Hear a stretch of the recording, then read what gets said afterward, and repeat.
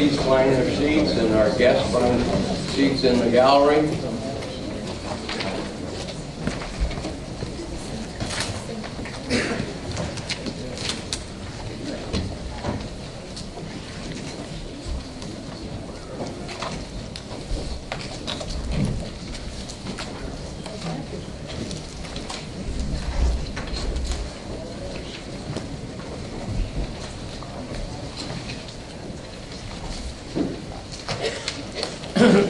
Good morning, everyone, and welcome to the recess meeting of the Will County Board for November 19, 2015.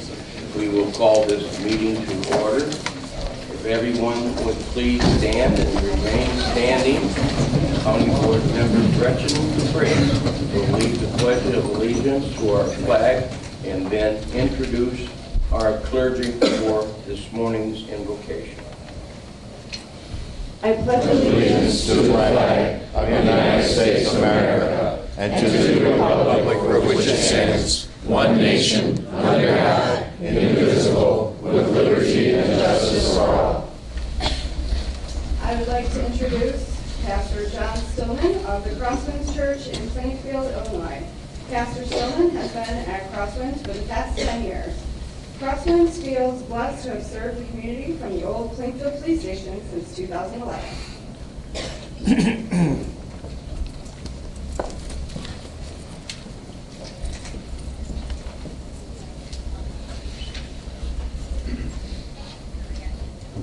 Good morning. Good morning. Before I pray, I'd like to ask us if we could pause for a few minutes of silent prayer, remembering the people of Paris in the attacks that happened there last Friday.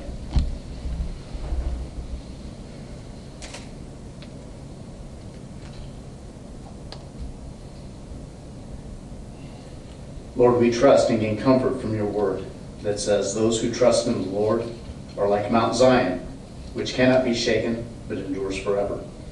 Lord, do good to those who are good, to those who are upright in heart. But those who turn to crooked ways, the Lord will banish with evildoers. Lord, we've been grieved by the evil and violent attacks on the people of Paris just 6 days ago. We have watched in horror and sadness, perhaps felt vulnerable and angry, and rightly so. We ask that you provide your comfort to all those families that have suffered loss. Heal the wounded as they recover from their injuries. Show your blessing for the many good deeds of those who responded quickly and compassionately to give aid and comfort to those who needed it. Bring all those who are responsible for this attack to justice. As we've seen those who have carried out this attack and those who have supported it and those who sympathize with it continue in their evil and violent ways, may the evildoers be brought to justice in our earthly courts and in yours. Lord, we pray that you surround this community with your protection and provide for its needs.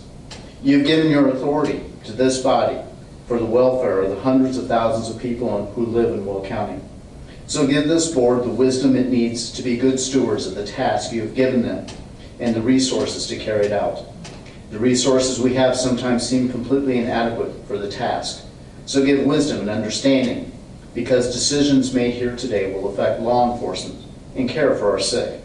Decisions made here today will affect public safety on our roads and the personal lives of families on their own property. Lord, I pray for these board members and the county staff who are here working today. Bless their families and assure them in this moment that they can cast their anxieties on you, for you care for them. Do this so that their attention can be on the work that they have before them today. Give them attention to the agenda that stands before them. Give them alertness to the reports and testimony that they will hear today. Bless what happens here today as it will have impact on the days to come. And I pray all this in the name of Jesus Christ, who provides in grace and truth for our days to come, both now and forevermore. Amen. Amen.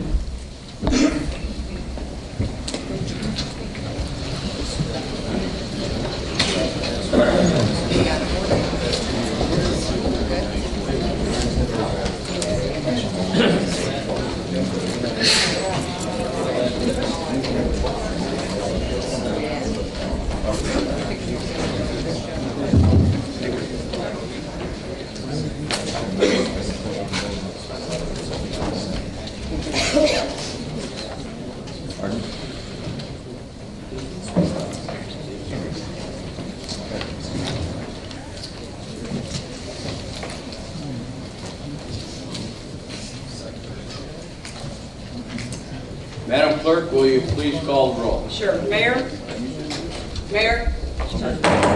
Brooks? Here. Howard? Here. Ogalla? Here. Singer? Here. Moran? Here. Rice? Harris? Here. Trenier? Benefield? Here. Fritz? Freitag? Gould? Balich? Grissalone? Winfrey? Parker? Staley Ferry? Babbage? Wilhelmie? Hart? Tumanello? Weigel? Collins? Berry? And Eustace. Thank you. 26 present. 26 present, we have a quorum present. Entertain a motion to place on file certificate of publication, moved by Mr. Babbage, second by Mr. Harris. Madam Clerk, call the roll. Sure. Mayor?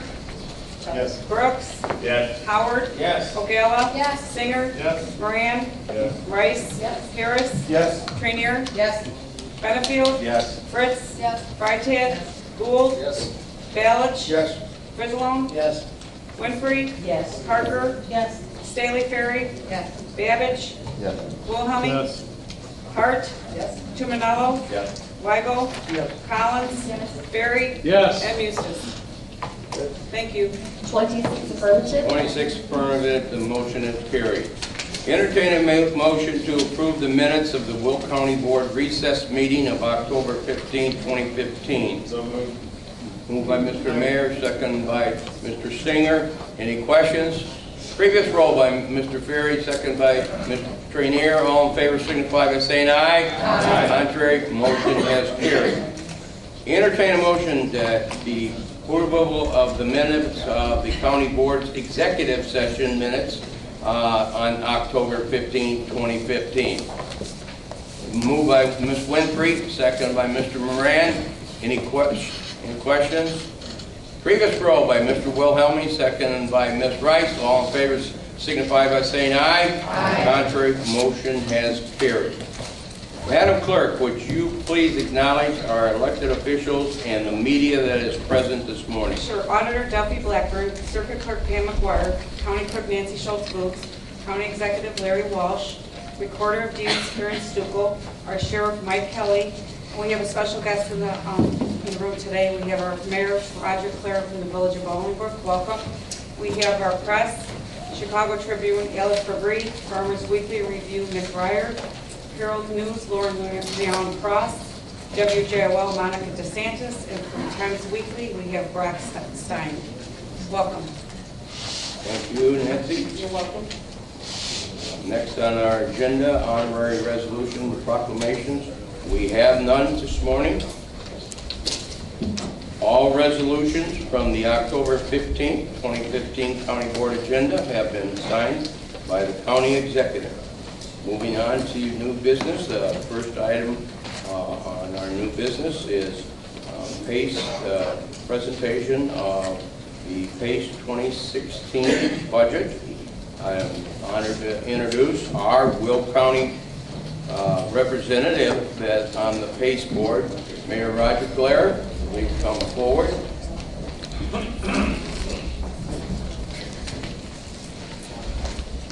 Good morning. I'll be making a brief presentation, and there'll be another presentation following me. As Blair pointed out, as the county executive pointed out, I am the base representative for Will County. I've been serving a few months. It's a fascinating group of people. I've never seen a more dedicated group of people to serve than those gentlemen on the base board and ladies. What I want to talk about briefly, since it impacts us considerably, is the Bus on the Shoulder program that runs out of Bolingbrook. If you haven't tried it, I would really suggest you take a look at it. The buses are absolutely beautiful. They're extremely comfortable. They've got Wi-Fi equipped. You cruise down the shoulder on I-55, passing the cars sitting bumper to bumper. It's just a great experience, and it's been so successful. The average ridership is up almost 40% from a year ago. And they've added 5 additional trips and 3 new buses to their route because of its popularity. One only issue we're running into is we have park and ride facilities.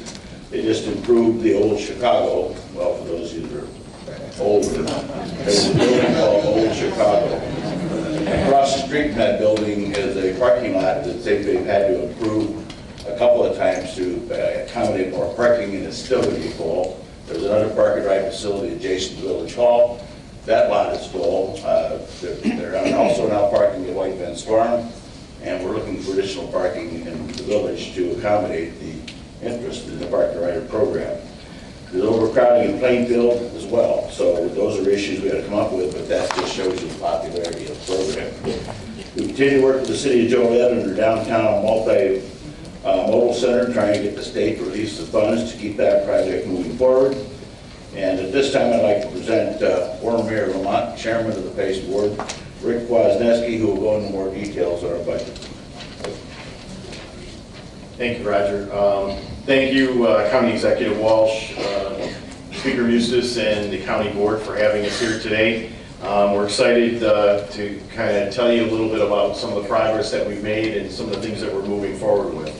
Our PACE budget, you all should have received a version of this. I think you guys want it electronically, so you would have gotten it a couple of weeks ago from Beth Gonzalez, who's here, our Will County representative.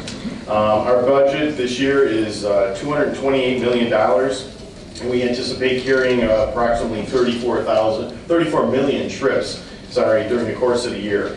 A big number of things within the budget. We're going to spend about $1 million on new service on I-90 along with the Illinois Tollway, and also we're providing Wi-Fi in all of our fixed route buses throughout the region. PACE is proposing a couple of fare changes. Basically, our cash fares are going to go from $1.75 to $2, and from 85 cents to $1 for our reduced fares. This is the first time we've done this since 2009, and over 80% of our customers currently are using the Metra cards, which is the cards that you can utilize on all of the transit boats in Chicagoland. So that number is going to continue to rise.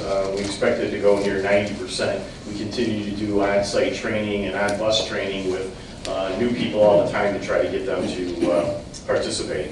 Our ADA paratransit budget is balanced this year at $174 million. This covers the costs of doing ADA paratransit services in the suburbs and also in the city of Chicago. There's no fare increase at this point for anything with regional ADA paratransit. However, we do have an $8.5 million item that is a grant with the state of Illinois that's in jeopardy, and we're not sure if it's going to make it through the budget process. If that happens, we're going to have to reevaluate, because basically that helped balance this budget over the course of the past number of years. So we're continuing to work with our legislators and trying to make sure that that stays with any budget that's proposed. Our capital budget this year is $47.5 million. Again, we're proceeding with this with the fashion that we would be expecting funds normally that we would get from the state, so with any of these things would have to be adjusted. We're using these funds to purchase 72 40-foot buses and 3 new buses for the I-55 bus on shoulder program that Roger just recently talked about. Within the last year and moving forward, we've been working on a number of projects. This coming year in 2016, a number of things are going to come to fruition. One of them is in late 2016 is really this big expansion on the Jane Addams Memorial Tollway in the northwest suburbs. Through working with the Illinois Tollway, this is it's not a pilot project, but it's our first project with them, and they're very excited and have been accommodating as they do improvements. They're making an extra lane that would actually be for our buses. We're going to have park and ride lots on the side of some of these areas along the tollway, and also pedestrian bridges to be able to go over from one side to another. So it's a very exciting project for us. I think there's a good future with PACE working along with the Illinois Tollway throughout their system, and we're very excited about that. The Pulse Milwaukee line, if you haven't heard, our arterial rapid transit, which basically is kind of a faster, less stops bus moving along some of our major routes. We're launching that in 2017. This is along Milwaukee Avenue, basically northwest side of Chicago, all the way up to the village of Niles. And we're looking at a number of these arterial rapid transits throughout the region that we'll be working on over the next couple of years. We continue to work with the Illinois Department of Transportation on expanding the bus on shoulder program. We're working currently on the Edens Expressway, and that could happen sometime in 2017. We're still waiting on engineering studies and so forth in regards to that. And we're also looking at the Bishop Ford Highway as well. So we continue to work along with IDOT. IDOT's been very supportive with that program, and again, it's an exciting move for us. The last thing I just want to mention is we're moving forward with our conversion of our South Division facility in Markham to move that over to compressed natural gas. We do have 20 buses that are on site and will be up and operational in January. We're expecting to save about $1 million alone at that garage, and we're very excited about that because this is our first launch into converting our entire fleet over to compressed natural gas. And with 9 garages, obviously this is going to take a significant amount of time, but I think what we're going to try to do is get a timetable once we've got this first project under our belts and see how we'd be able to convert the balance of the system. So we're very excited. We certainly feel everyone's pain in the budget. We're expecting, hopefully, getting some of the same revenues that we got last year from the state. So we're working to make sure that that's provided, and we're hoping to be able to provide the services for you and your constituents. If you have any questions, Roger and I would be glad to answer them for you. Any questions? Mr. Mayor? I like this card. I use this frequently on the L, and does it work on the bus on shoulder? Because I haven't tried yet. Yes. Okay. Yes. So I can go hop on a bus and I don't have to have cash. Yes. Ms. Hart? With the cards, with that. Speak into your mic, please, Suzanne. I'm talking like we're sitting back over there. With the cards, do they work with the FSAs? Like, can they do it at the company, like with transit FSAs? I'm not sure of that. Beth, are you aware of that or not? I'm pretty sure they can, but the RTA is here and is probably. Yeah, they might be able to answer that for you when they come up. Any other questions for Roger or Rick? Mr. Mayor? At one point, didn't you have software issues where people were getting charged with cards, and how's it? That's been addressed? Yeah, initially what happened, and it really wasn't PACE, it was CTA. When that got launched, there were some issues early on.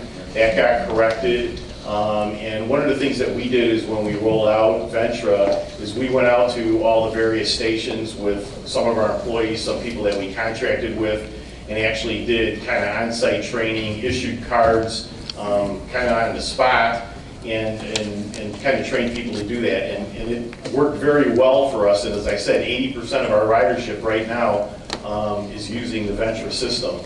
And Jack Pardo is going to talk a little bit about the app that's rolling out there as well. So. Yeah, Rick, that system does not apply to dial-a-ride, does it? Currently, no. So, and the only reason I mention that is because here in Will County, even though we do have main bus routes and we have to ride the shoulder, you know, many of our rides are in the dial-a-ride service, whether it's Frankfort Township provides a service, or the Will Ride program here at the county, and of course some of us use both in our township. So I don't know how that could be implemented for dial-a-ride. I think it could be a little problematic because of the small operators involved. But I would be interested to see if it could be an option. Yeah, down the line. Yeah, we can certainly take a look at that because, as you said, a number of the dial rides that are out there are actually contracted through PACE, and then some of them are obviously ran by individual agencies. But I'll take a look at that, and we'll make sure we get the information back to you. And if it's something that can be easily done, or equipment converted, we'll take a look at that. Okay, thank you. Any other last questions? Any last questions? Well, thank you, gentlemen, for coming down and enlightening us on the great job you've been doing with PACE.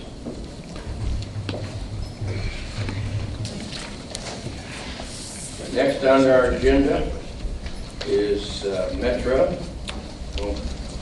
Budget program and budget presentation for 2016. And we're honored to have this morning Jack Barlow, our Will County representative on the Metra board. He is going to present the information to us. Good morning, Jack. Good morning. It's been a good year for Metra. I'm going to start this presentation off with a little bit of Metra by the numbers. 700 weekday trains, 700. 1,155 miles of track, 240 stations, 146 locomotives, 1,028 rail cars, 24 rail yards, thousands of employees, 90,000 parking spaces, and 82 million trips a year. It's a big operation. Metra operates in the most complex rail system in North America with more freight interference than any other commuter line. Basically, in Chicago, they have 700 of our trains. They have 500 freight trains and another 50 or 60 from Amtrak. So it's a pretty congested thing, not the same situation we find in the other big cities. Based on peer comparison, Metra has the oldest fleet in the country with the lowest cost per passenger mile. Metra provides the most reliable on-time service month after month with lower fares than those charged by New York, Philadelphia, Boston, all the big cities. Our budget for 2016 is $945,500,000. That supports $759 million in operating costs and $185 million to fund future improvements. Last year, Metra announced a 10-year program for $2.4 billion to upgrade our capital spending. We figured that with that money, we could probably go with a 5% fare increase. We could buckle down. The people at Metra got going and started looking at expenses and cut out quite a lot, $5.7 billion. So instead of the 5% increase that we thought we were going to have this year, it's going to be 2%. So it's good news. That 2% is going to be used to pay for the expenses, the ongoing expenses of the PTC program, which we will talk about a little bit later on. PTC is a government mandated program, non-funded, it's going to cost us somewhere in the neighborhood of $350 million that we really don't have. It'll also add $15 to $20 million a year extra operating costs, which we're going to have to find somewhere also.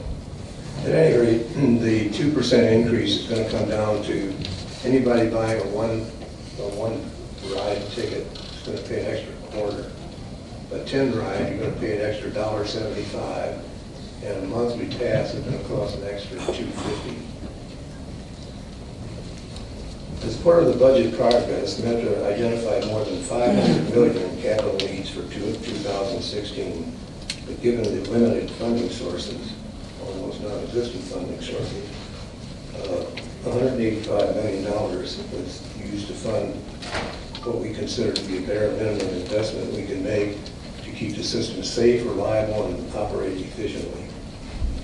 Metra is expecting to receive $165 million from the federal sources, $4.7 million from RTA, and about $400 million is expected from the state of Illinois. However, it's currently on hold due to the state's funding constraints. We don't feel real good about getting all that money. Metra's got a target given to us by the RTA for a recovery, fare box recovery of 52%. We will make that slightly better. The $5.7 million in efficiencies that we realized last year helped us hold down the fare increase.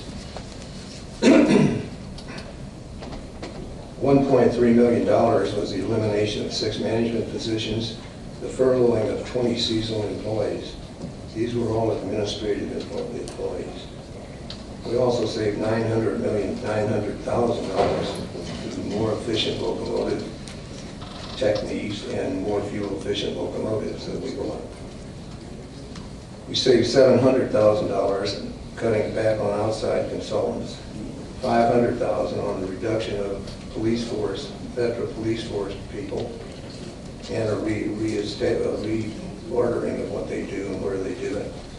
$800,000 in miscellaneous savings were through reduced legal fees, liability insurance, and reduced overtime payments. Some other items that, are going on right now. Rick mentioned the mobile app, the Metra card map. We're rolling that out. We're rolling it out right now as we speak downtown. That's going to make it convenient for our riders to be able to buy tickets on all three of the transit authorities in town. We're also testing Wi-Fi. We're trying to provide a free Wi-Fi to people, and we've been at this for a while. We talked about this in our meeting for some time, and there's always a demand for free Wi-Fi, but nobody wants to pay for it. So, amazing. So we went out and tried to cost it out, find out how much it'd be to put it in system-wide. It was something like $70 million, and it's a nice thing, but it wasn't that nice. So we are now we're going to put it on, it's going to be on a car-by-car basis. Certain cars will be equipped with Wi-Fi, certain ones won't. We're going to run a test on that for until January of next year. The positive train control, the PTC, is a thing that's really been foisted on all of the railroads in the country. Congress passed a bill 5 years ago, and it gave us till the end of this year to get it installed in all of our locomotives and all our cars. They've just changed that in the last 2 or 3 weeks. They've voted to give us more time. So it runs out through the end of 2018. But it's something that wasn't something that you could buy off the shelf at Walmart. We had to develop the system when they gave us the mandate that we had to have it. It's going to be about $350 million. Okay, Will County specific things. We have a pets on trains situation that we're looking at right now, a trial. We're going to expand it through January of next year, where small pets can be brought onto the trains and they're in containers, chuckle like this. Okay, other Will County specific things. Hickory Creek Station Rehabilitation Project. The project design cost is $300,000. State bond project is on hold by IDOT due to state funding constraints. Joliet is the intermodal facility project. It's $42 million cost. The city is currently negotiating with IDOT to award bid packages for this phase. Romeoville, a new station, is a $5 million cost. John and the people over there have been doing a good job of it. The mayor's been on this all along. Right now, it's held up. We're waiting for $2 million state bond funding, and it's spending constraints by the state. We can't do anything until we get the money. Mokina platform replacement, Metra capital funding is already completed this summer of 2015. Hickory Creek platform replacement, Metra capital funding. Metra crews are working on it now, and it should be done by the end of the year. Last item that I have is the Rock Island trial. I'll just read this all off. In early June, Metra launched a 6-month trial program to enhance weekend service on the Rock Island division by adding express trains that will speed up the trip between suburban stations in downtown Chicago by about 20 minutes. Under the trial service, 6 mainline express trains were added to the schedule in each direction on Saturday and Sunday, creating speedier service for suburban riders. The service improvement is funded by a $313,000 grant from RTA's Innovation, Coordination, and Enhancement Program, ICE, and matching funds of $313,000 for Metra. Metra's been carrying about 400 additional riders each Saturday and Sunday in the first 4 months of this trial program. Metra expects to make this permanent, scheduled beginning November 30th. We voted on that this last week, as a matter of fact, to make it permanent. We're also going to run a express train from Chicago to Tinley Park in the PM rush hour, which should benefit all Rock Island riders. That concludes my remarks. Any questions? Any questions, Suzanne Martin? Jeff, did you hear what I was asking about with the app that is going to be comfortable with the FSAs, with the flexible spending accounts? If they could still use them if companies know the transit? I've had a neighbor ask me about that, because no one seems to know on the app how that would work, so maybe if you can find out, I can get back to you. I'll find out, get back to you. I don't know. Okay, and then the other thing really quick, which is great, I'm gonna post about in, for federal, in our committee, we did send a letter in support of extending that, the whole bill with the safety and, but again, one of those unfunded mandates, so. Right. We read that. No, the PTC you're talking about. Yeah, everybody said, we voted to send a letter to the chairman of the Transportation Committee, to the Senate, U.S. Senate Transportation Committee. Nobody seemed to be really worried about it at all. But it came down to the point that if they had not extended that beyond the 31st of this month, December, we'd had to stop the railroad. As a matter of fact, all railroads would have had to stop. There would have been a railroad traffic in the Our United consultants States. were very, very adamant about us getting out there and showing us support, and yeah, we're very much. Appreciate that. Ms. Ogala? Yeah, earlier this month, we had another representative give a presentation at the executive committee regarding Metra processes and stuff. And earlier this month, there was a lot of news reporting going on in the different break-ins in different parking lots. And University Park, which is my district, had been one of those areas. And so I was really glad to hear that Metra is going to be working with those private companies, that whatever private entity owns those lots, to make sure that the security is beefed up, so that when people get on the train to go to Chicago, they know that their car will be safe. So I'm glad you guys are looking into doing We that. had a lot of changes in the police department. We had a new chief who's really good, cut expenses, and he's expanded. That's great, thank you. Any other questions from Mr. Pardo? Any other questions? Well, Jack, thank you very much for taking time out to come down and give that in-depth report. And I thank you personally for the great job you're still doing for us as a representative on the Metra board, Jack. So thank you.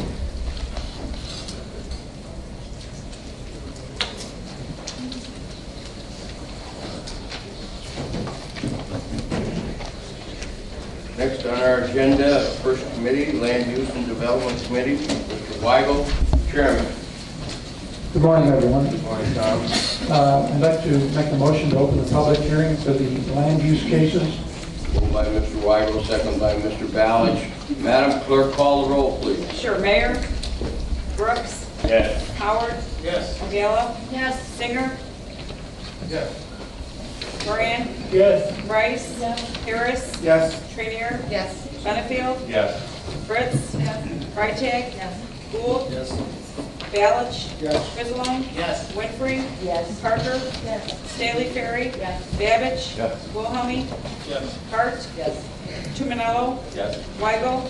Yes. Collins? Yes. Ferry? Yes. And Mustis. Thank you. 25 affirmative. 25 affirmative, we are in public hearing. Please be advised, absolutely no new evidence or information will be allowed once this land is used. Public hearing is closed. Today, we have 3 cases that we are going to hear. Case 6262-S, case 6269-MS2, and case 6272-S. Mr. Weigel. Please, we got. Do you have speakers Yes. to come forward? We do have speakers, thank you very much.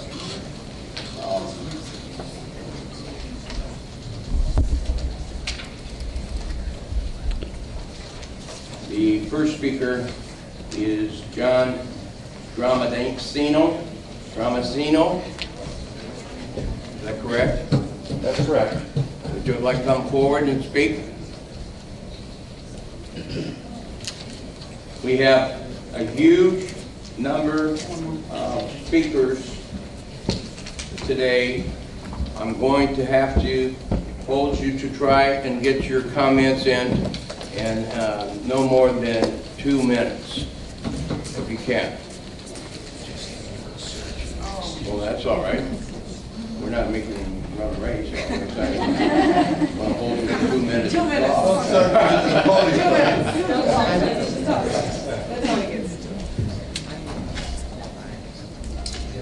Go ahead.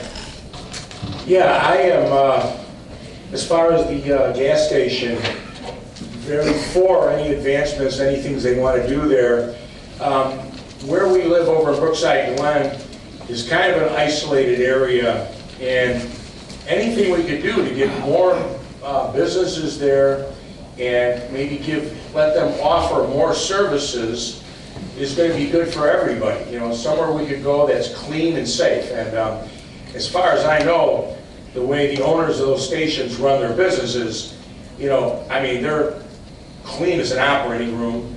You know, if you're there at 4 in the morning getting gas, you know, there's managers walking around making sure everything is up to snuff. And all I know is I'm a neighbor, they're good neighbors, and I really would like to see them get anything they need. Thank you. Thank you. Next up is Mr. Chuck McFarlane, if I'm pronouncing that right? McFarlane. Oh, McFarlane.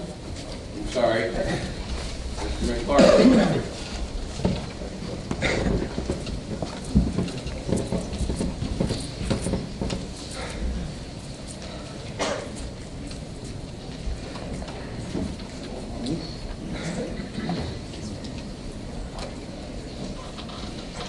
I'll shorten my talk a bit. Thank you.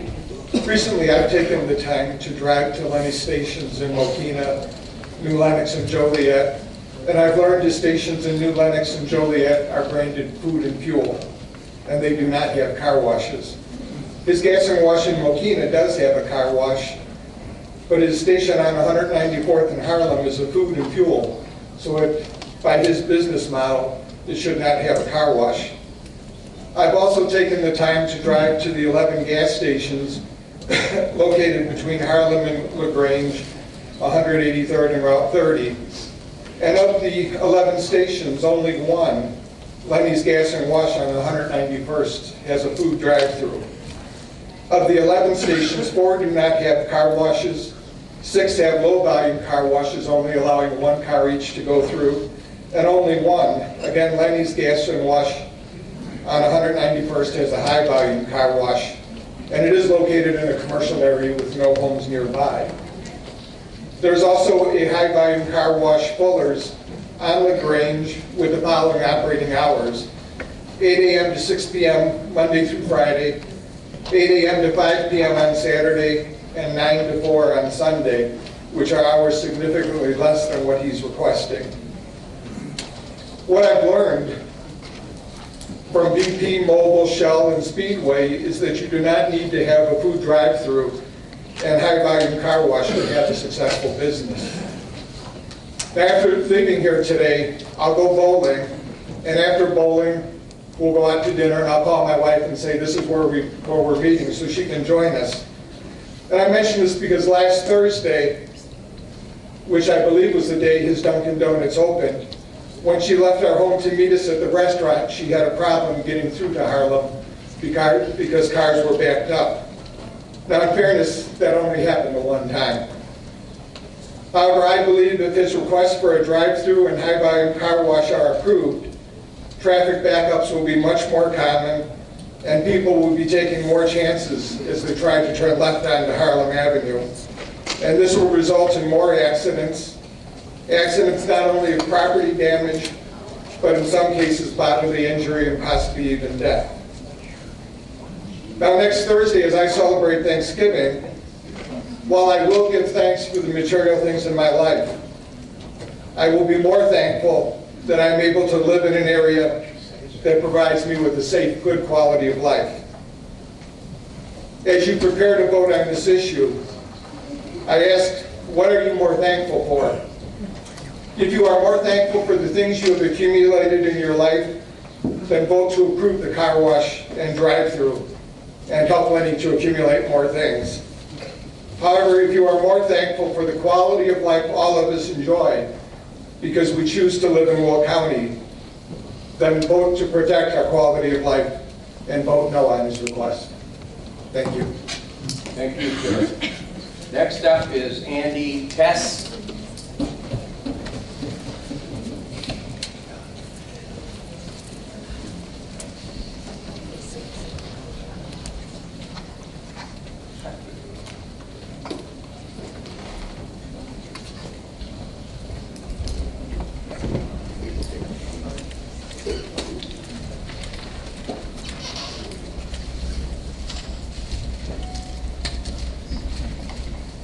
Good morning, ladies and gentlemen. Thank you for allowing me an opportunity to speak, and I'll also try to be as brief as I can.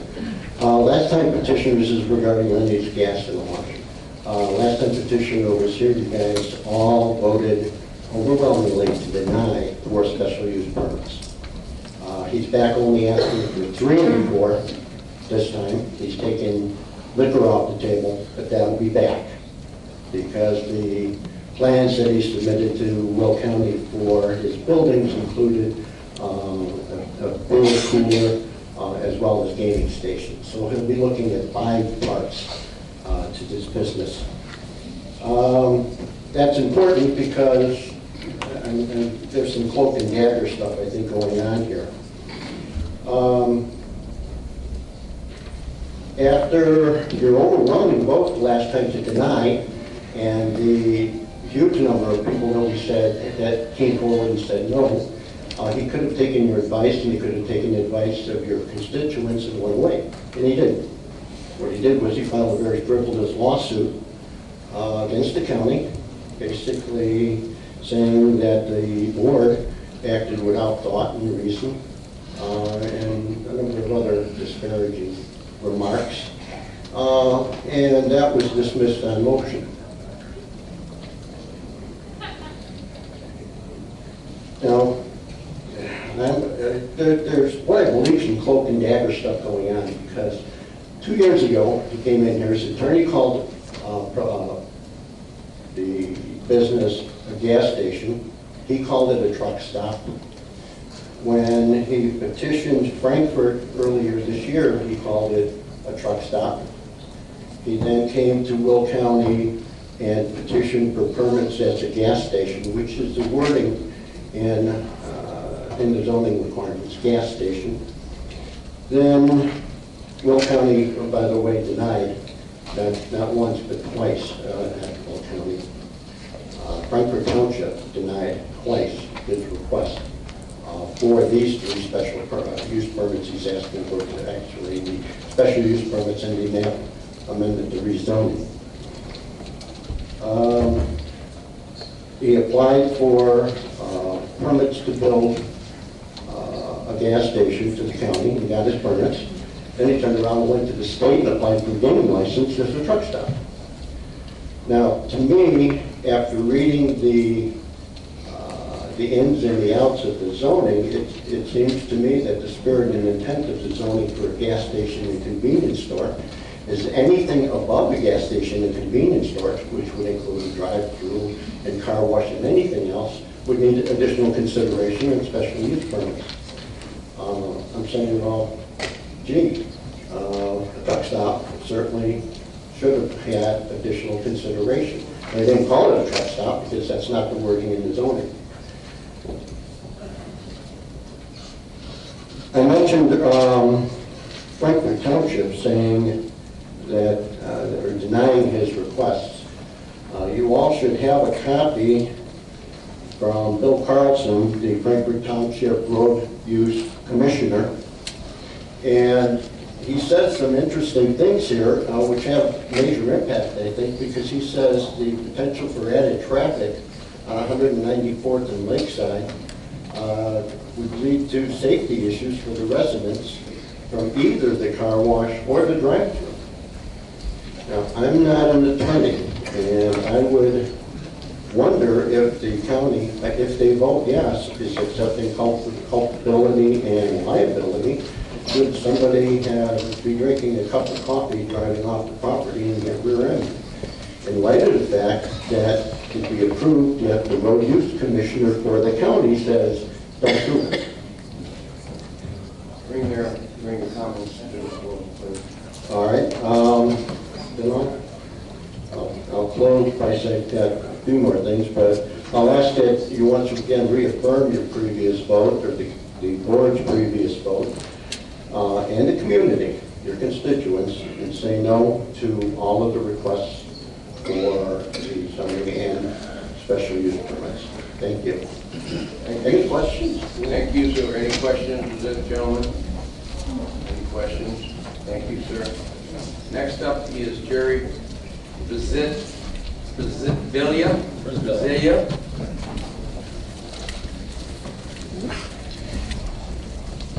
And then after Jerry is Richard Pritchard, I believe. If you want to speak, get ready.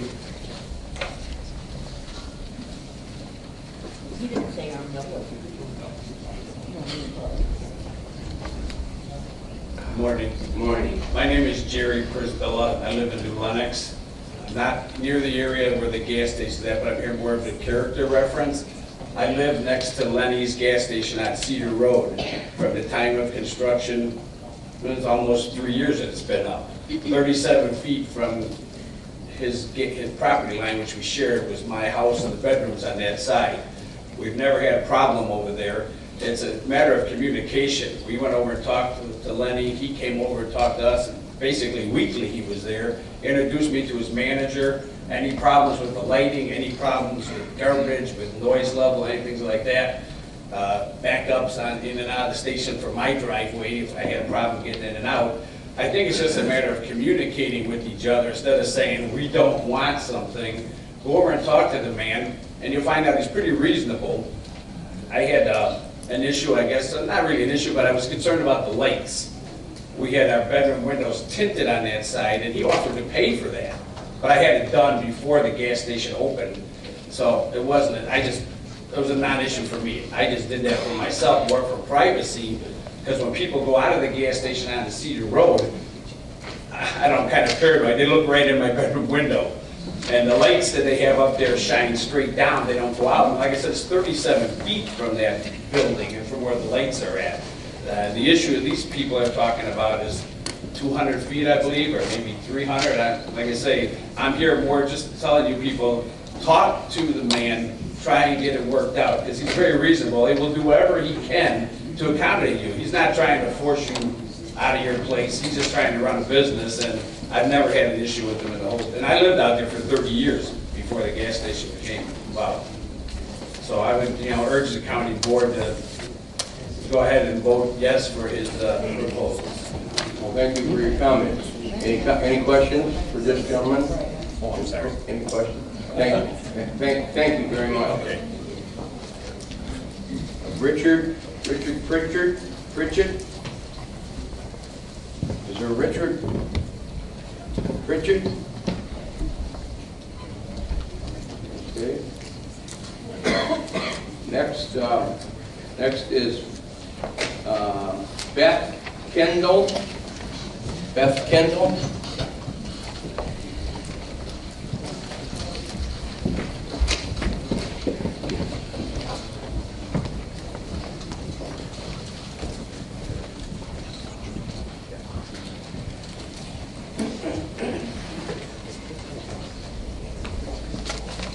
Good morning.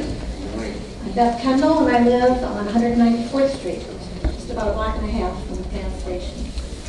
Most of what I was going to say, my neighbors have said already, so I won't repeat any of that, but I just want you to know that this has been a long history, about 2.5, 3 years going on. And some of the things that haven't been pointed out are that its owners, other establishments are in areas that are not in residential areas. So we have Our neighborhood has a very special, it's very special in that case because it is literally in our backyard, in our neighbor's backyard. And so we are so concerned about environmental issues, safety issues, traffic issues. The traffic has picked up on our corner. It is very difficult to get out on 194th, from 194th to Harlem. So I think there are, I look at you as our representatives. I'm in Tinley Park, but I'm in the Will County part of Tinley Park. So I know Tinley, my community of Tinley Park, has said that this is an inappropriate business for this particular location. And I would hope that as representatives of me as well, I'm in Will County, Tinley Park, that you would take into consideration that our safety, our environmental issues, and our well-being is in your hands as well. Thank you. Thank you. Any questions? Yeah. Thank you very much. Next is Gary Rennie, I believe. Ladies first. Oh, thank you.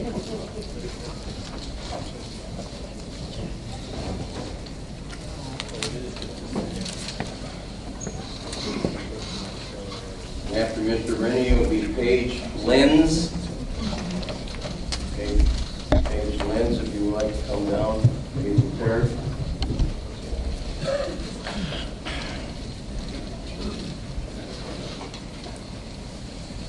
Good morning. I'm Gary Rennie, 7231, 194th, Tinley Park, Will County, Illinois, USA.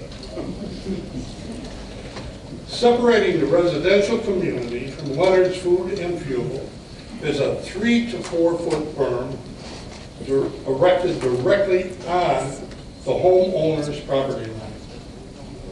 Constructed on top of the berm is an 8-foot privacy fence, topping out at 11 and 12 feet. The fence runs from 24 feet beyond the front of my house, all the way along the side of the house in my backyard, going from 194th to 195th Street, giving the ambience of living directly next to Joliet State Penitentiary.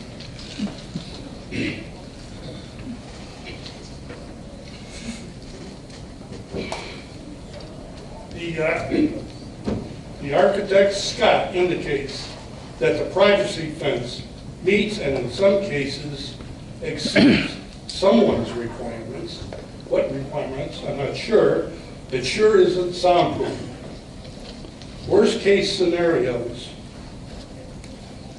are heavy loads such as loaded tanker trucks, perhaps carrying fuel for Leonard's gas station and loaded car carriers. There's the auction right down the street. They have to drop down into their Ronnie gears in order to navigate the tight turn from residential 194th Street onto the entrance leading to the truck refueling area. Then in some cases, releasing their air brakes, all of which is very audible. Leonard states he has only 10 trucks a day. Well, you can be sure he intends to increase that to 100 trucks per day. This continues 24 hours a day, 7 days a week, 365 days a year. The word on the street is, thank God we don't live there. The Dunkin' Donut drive-thru with a proposed operation time of 4 a.m. to 9 p.m. would aggravate a traffic situation, particularly at peak travel times. Cars waiting to enter the drive-thru could back up onto the residential 194th, and I know they're designing alternates to that. I hope it works out, causing short fuses to drivers leaving their home for work on tight driving schedules. Additional noise problems.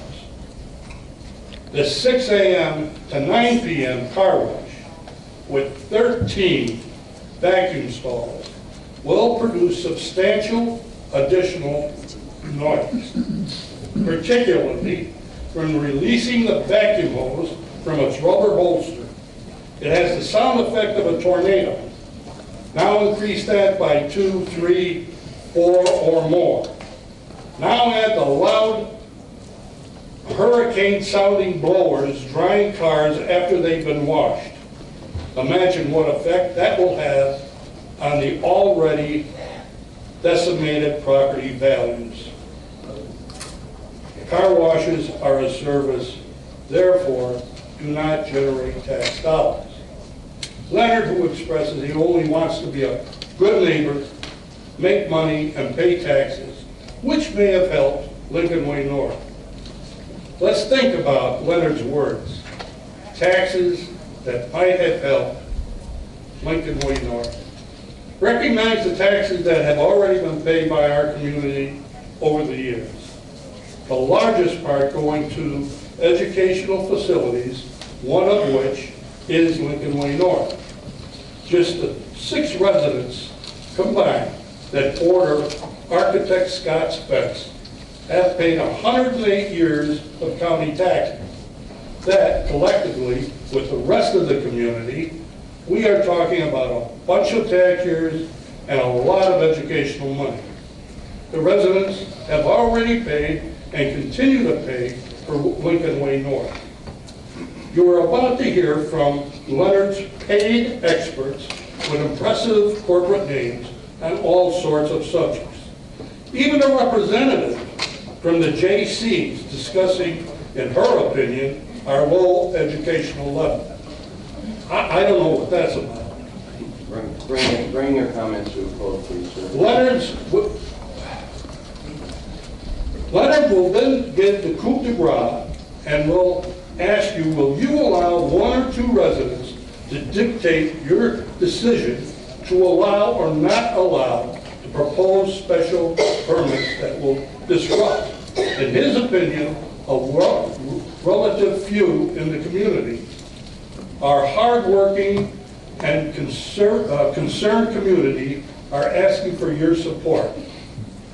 Vote no to protect your constituents from the negative impacts of Lenny's commercial development to the full enjoyment of our neighboring residential properties. The way I say this, everybody else has a chance to say something. I'm just saying what's true. Thank you. Thank you. Next speaker, Paige Lenz. And after Paige is Denise Lenz.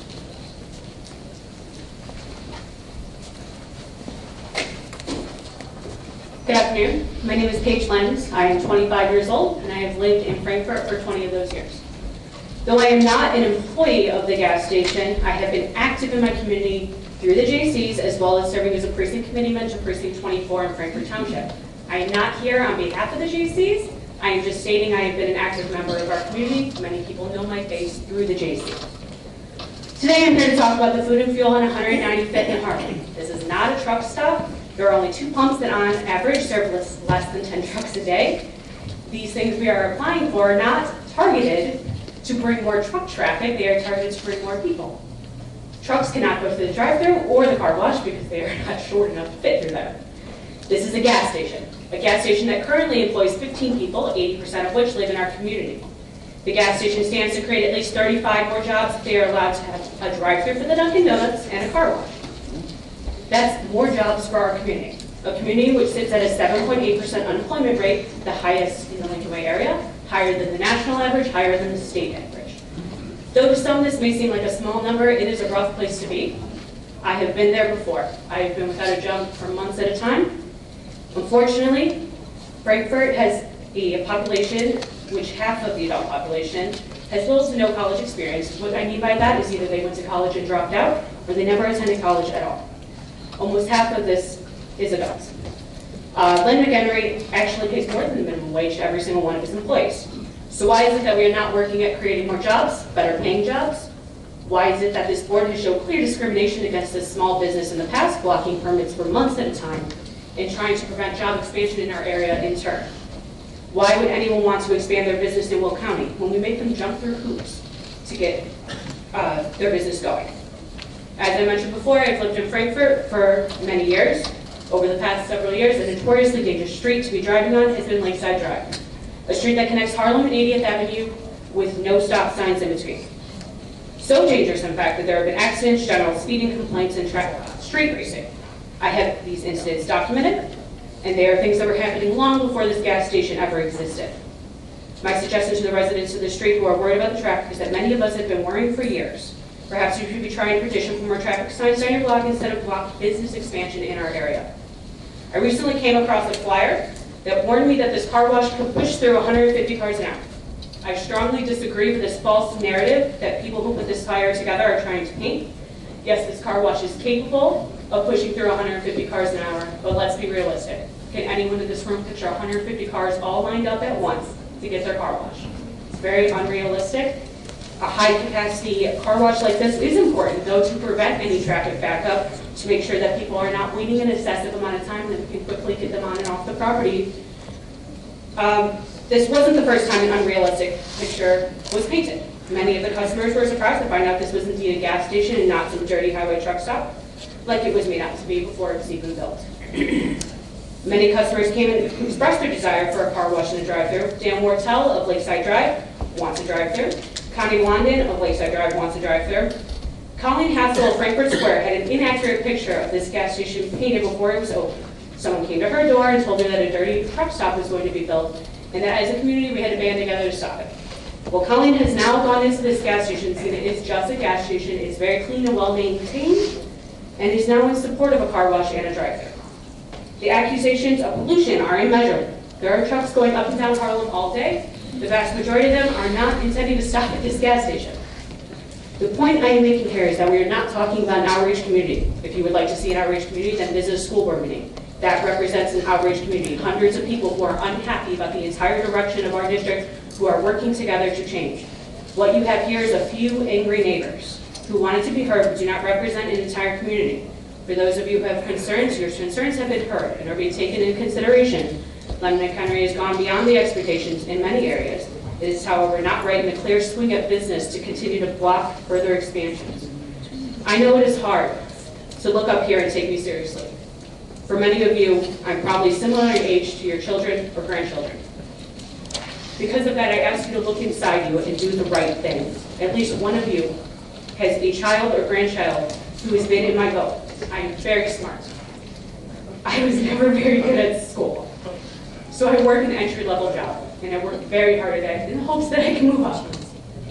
So please, for our community, stop blocking new jobs. Vote yes to add jobs to our community and be part of a positive change. Be a part of expansion in our area. Do not be the reason that businesses are afraid to come into Will County. Thank you. Thank you. Next up is Denise Lenz, and after her is Linda Arnold.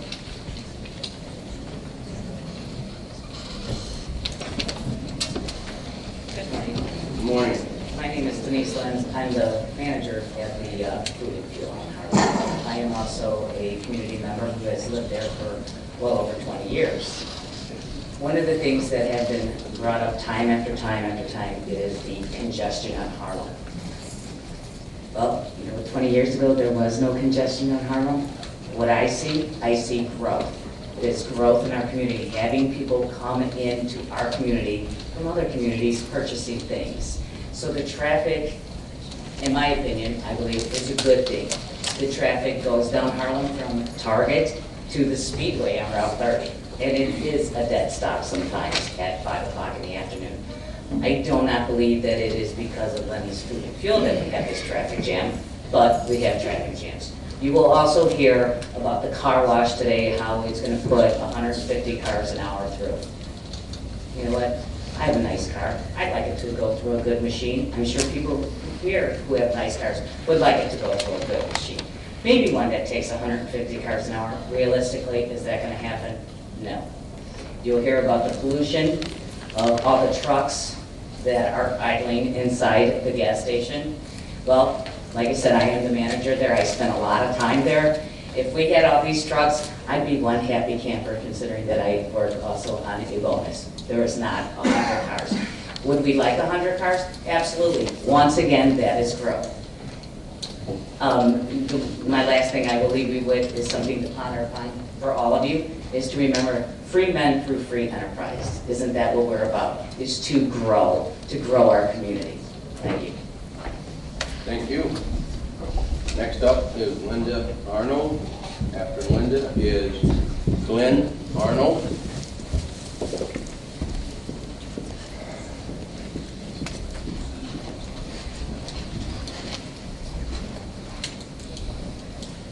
Good morning. Thank you for the time.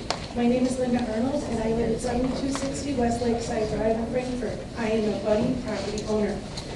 Were my husband and I concerned about buying our house next to empty property? Yes, we were, because when we closed on our house, we had 6-month-old twins. We looked at the allowed businesses that could be built on this property. If the car wash and the drive-up were allowed, we wouldn't be here today. These are items that need a special use permit. A special use permit that needs to be reviewed, and all information in regards to these special use permits should be reviewed. All information should be taken into an account. What type of traffic can this business generate? Not looking at it through rose-colored glasses, but what is it capable of? 150 cars an hour. That's not the type of car washes that were around when we built our house 18 years ago. People were still washing their cars in their driveways. Was the gas station modeled this way 18 years ago? No, it was not. The zoning ordinances do need to keep up with the time and the change and the type of developments that are being presented. In regards to the comparable properties, there are not. That is going to affect the marketability of our property. External obsolescence that is listed on an appraisal when an appraiser is looking at our property. The external obsolescence refers to traffic hazard, noise, pollution, safety.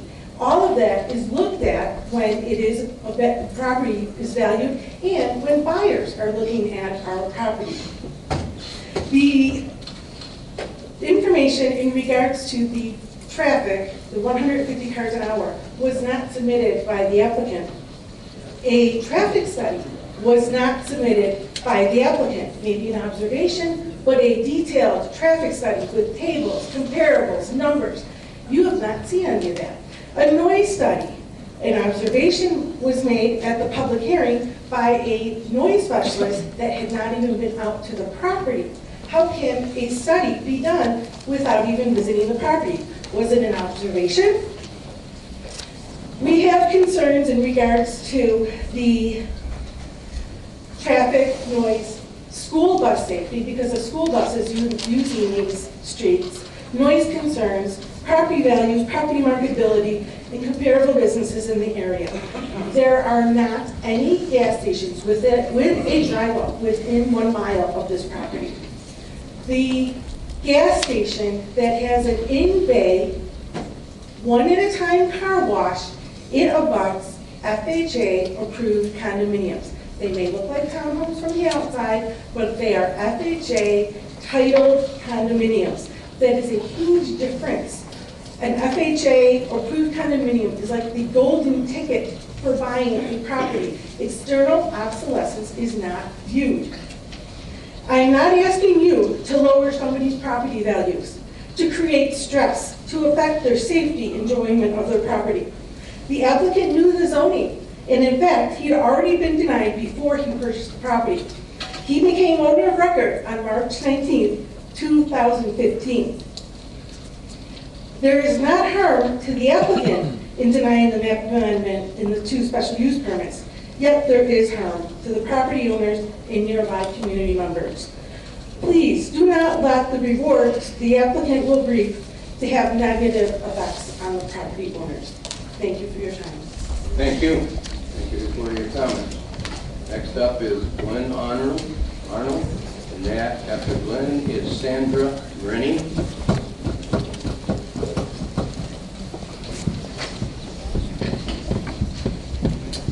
Good morning. My name is Glenn Arnold. I live at 9260 private infringement. Lift the mic up. There you go. Thank you. I would like to request today that you vote against the special use permits and map amendment requested by the applicant. I'm a resident whose property directly abuts the parcels affected by this request. The residents opposed to this development are not anti-business. We welcome development that will contribute to the community by adding jobs to the neighborhood and revenue to the county. The proposed car wash does neither. A car wash is a service and therefore generates no sales tax revenue. Will County will realize no sales tax income from this development. I would also like to point out that this is a fully automated car wash and will be minimally staffed. This proposal is a job killer. It is not a job creator. Almost any other of the already approved uses for the land would bring more jobs to the area. It will negatively affect the health, safety, and property values of the residents and will provide negligible benefit to the community and the county. There is no justifiable reason for a special use permit when already permitted uses will be less harmful and more beneficial to the area. At the committee meeting of November 10th, it was suggested by a board member that the residents pursue a compromise with the applicant on these requests. The residents asked Mr. Mustis to set up a meeting, and he generously agreed to host the meeting on Monday evening. During the meeting, the residents proposed several concessions. However, the applicant was unwilling to commit to any concessions. At one point during the mitigation meeting, I was told that in effect I was foolish for having built a home next to commercial property, and that I basically deserved what I was getting. That is an interesting take on events. I did my homework before purchasing my home. I knew with the split zoning between C2 and C3 that large-scale uses were not allowed across both parcels of land, and that car washes and drive-through food services were not allowed uses. Conversely, the applicant knew 2 years ago that not only did the residents object to the special use permit and the map amendments, but that this board had also rejected the requests. Yet, he chose to go ahead and buy the property anyway.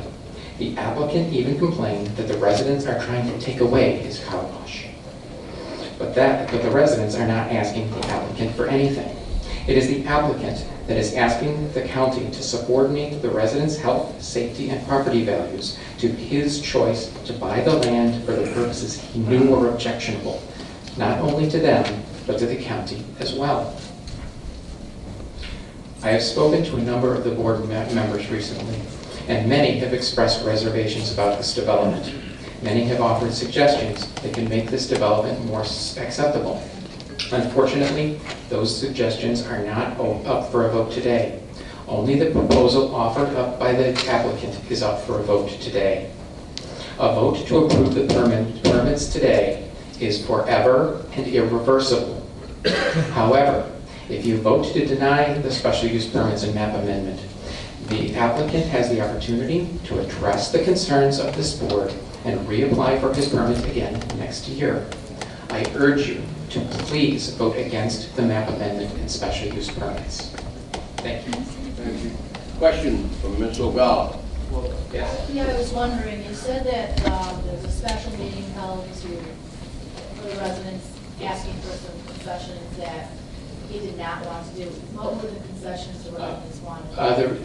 The residents, based on the Franklin Township Traffic Commissioner's letter, that he could see no foreseeable way that the two uses could be not hazardous for traffic in the area. We had suggested that we would remove our objection to the map amendment and to the drive-through food service if he would take off the table the car wash. He refused that, and he refused to offer any other concessions whatsoever at that point. Okay, thank you. Thank you. Thank you. Next up is Sandra Rennie, and then after Sandra is Mike Worthman.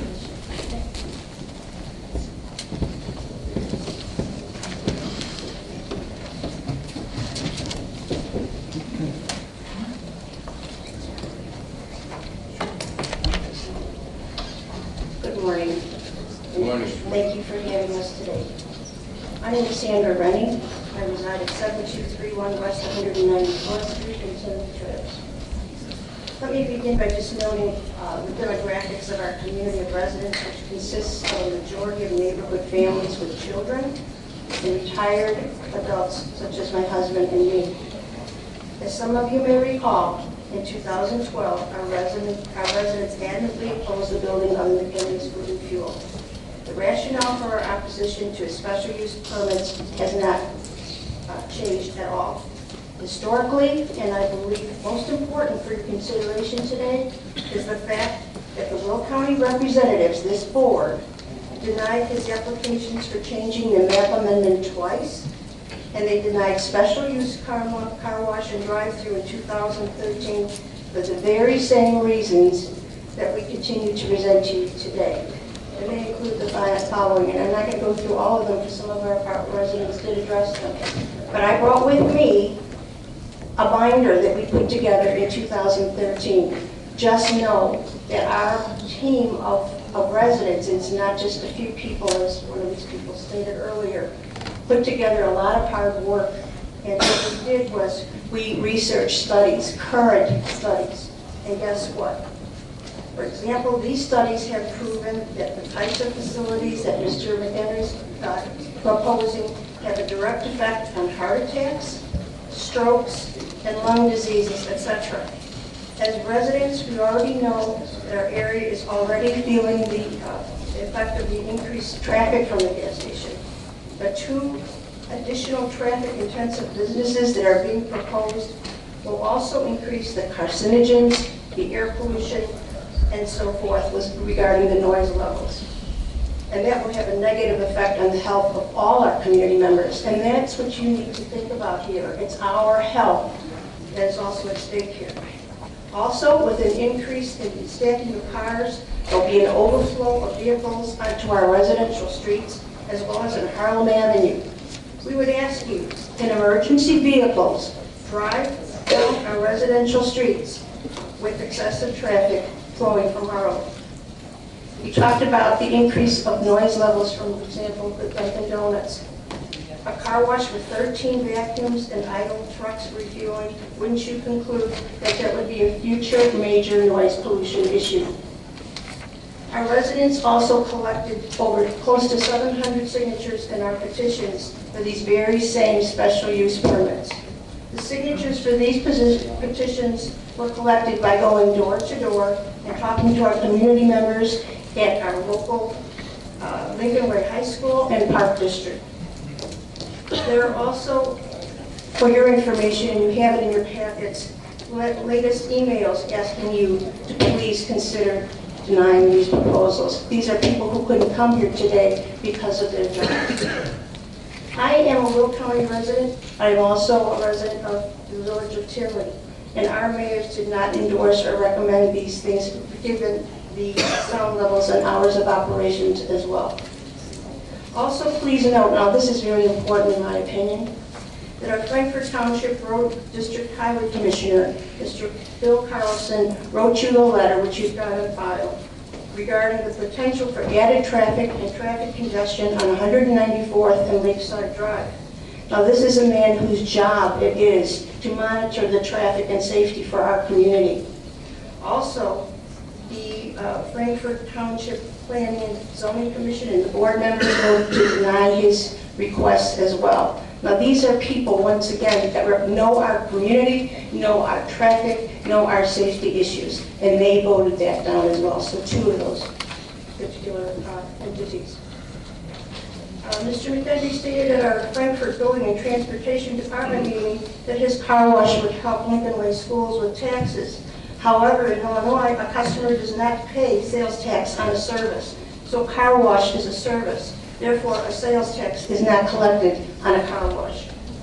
Please also know, and Glenn brought this up, that we met for a mitigation meeting, and that went nowhere, of course, because that's not his plan. There's nothing of this magnitude in our gas stations in our area. Lenny has stated he knew his property was owned commercially. but he would say that we would say that there's a speedway just a few blocks from this site, and it's an existing business that has only a 2-stall car wash. Yet he's proposing a mega car wash for this area.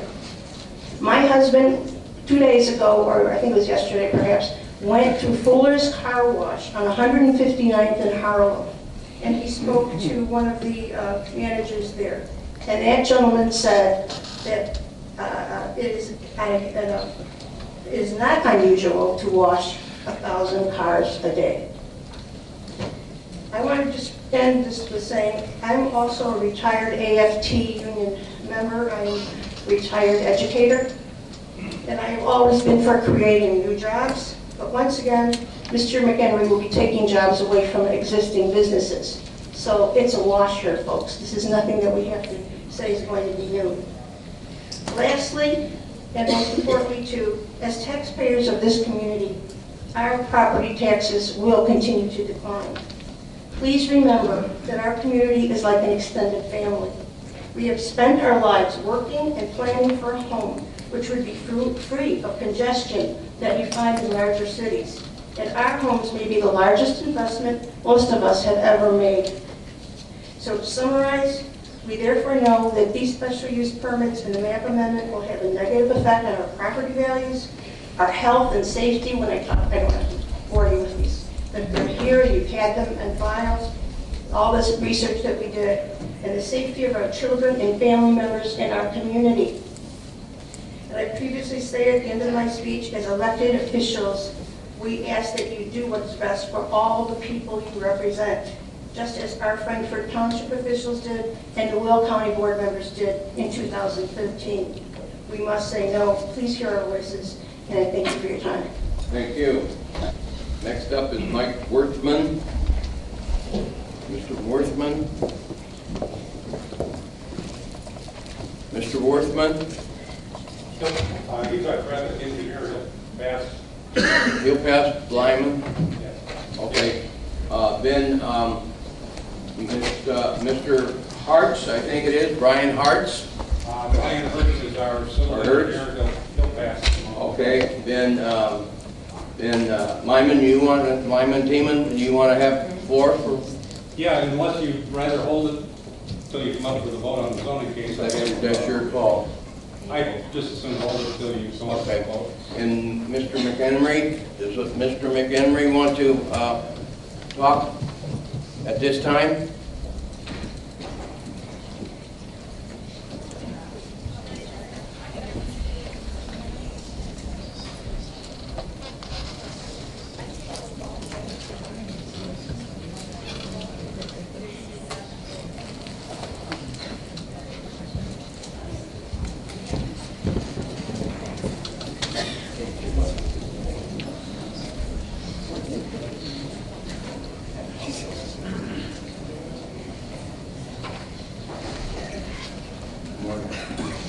Thank you. I'm Len McHenry. Okay, so it's about what I wrote down here. Okay, so we're asking for your support for 2 services / businesses which all of us use daily and weekly. Every person in business today prefer the one-stop shop business. A lot of businesses build together, whether in malls, strip malls, all under one roof, but it's a thing of today and a thing of the future. We're all into speed today. We're into fast food, fast service. We're always in a rush. We all expect this and look for this. And our 2 special uses fit that. A drive-through and a express car wash. The drive-through today is a way of life. There's even, almost all businesses have drive-throughs today. And there's even drive-through marriages, drive-through funeral homes, drive-through everything today.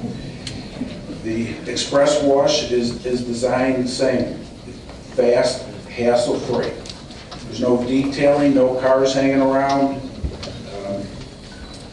And a person's car is generally their second biggest investment, and they want it to look good and feel good in it. This model works today and in the future. This location is on Harlem Avenue with traffic counts over 25,000 vehicles per day. We're on a commercial corridor which is miles long. There are over 55,000 people that live within 3 miles of this location. There's 157,000 people within 5 miles. These two services are needed, requested, and fit the working people in the neighborhood. We have addressed lights, sound, traffic, and will continue to address those issues as needed. Just a little comment about our meeting the other night. Maybe it comes across like I didn't, give in anything. Well, the meeting was just about, we'll give you the drive-through if you get rid of the car wash. It's just that simple. Well, I don't see it that way. So, our locations employ approximately 50 people per location. These are local people who fit this business and need this type of work. We also employ a number of high school and college students as well.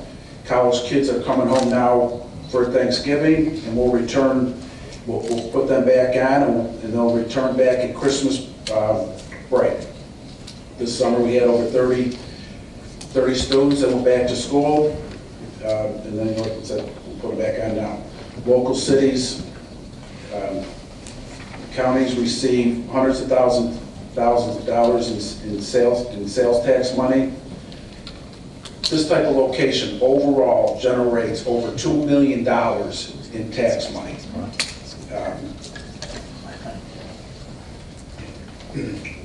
And then before I mention that, just in our Mokina location, in our tax bill there, it was $75,000 that went to the local school district. We hire all union contractors to construct our locations. We support all schools, local schools, and organizations. We have over 1,000 signed petitions per special use. We didn't go out and knock on doors. We didn't hit all the people that came in. We just asked them randomly. Those are people today that are requesting these services. Also, how many business people are out there today creating this type of work, this number of jobs? I'd like to open another 5 to 10 locations coming up in the next several years, mainly in Will County. I think this business helps us all with employment and tax money. I will address any issues in the future. If this location attracts this much traffic that everybody's talking about, then apparently the neighborhood is just screaming for these services.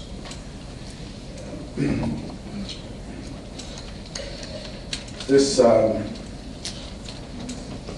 don't know how much I should say about this, but there was a tremendous amount of pressure I felt put on you in the caucus. I was told that this wasn't going to happen and you were going to be able to make your own decision. Several years ago, we were originally approved by Frankfort Township and the Planning and Zoning and the board. Then when the neighbors came out and complained about it, it became a political issue and everything changed. Recently, we were approved by staff, Planning and Zoning, and land use.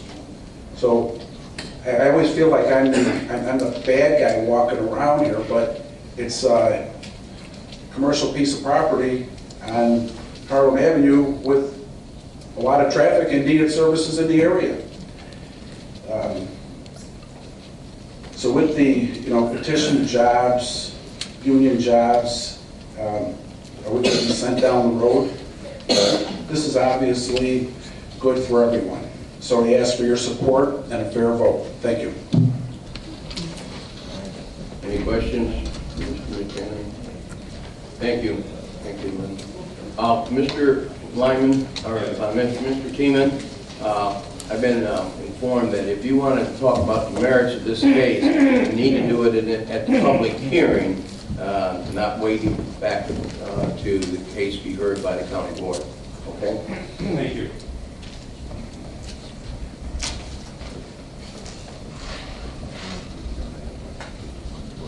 Good morning. My name is Lyman Tieman. I'm the attorney for Len McHenry, who is the owner of the property in question. We have a number of engineers and other folks that are with us, land planners. They're available when you get to the zoning case if you have any questions concerning land usage, traffic, whatever. You know, this matter has been before the county board second time now. A couple of years ago, we were up for a similar request for a gas station, for a car wash, for a convenience store, packaged liquor, and a drive-up food service window. We were denied at that time, and were informed by neighbors, staff, whatever, that, you know, your property's okay, go build the gas station there. We did build the gas station there. We're coming back in now looking for a couple different requests. Number one, the liquor is off the table because of the changes that have been made to the liquor ordinance. We're looking to provide a drive-up food service window for an existing Dunkin' Donuts operation that opened for business last week. We're looking also for a car wash on the southern piece of property that happens to be zoned C3. We're requesting a map amendment from C3 to C2 so that we can make everything more integrated, more compatible, the uses blend into each other. A couple of years ago, I mean, every time we went to a meeting, we heard mega truck stop, this is a mega truck stop. And it went on and on and on and on and on. This is not a mega truck stop, it's not even a truck stop. We have 2 diesel pumps on the property that service trucks. They also service passenger vehicles that happen to use diesel fuel. They're separated from the normal automobiles that use gasoline because they're located to the rear of the convenience store. This seems to be coming up again because now what we're hearing is mega car wash, mega car wash, mega car wash. The car wash that is proposed is in operation on 191st Street by Mr. McHenry. It's also been used by other competitors and by Mr. McHenry at other locations.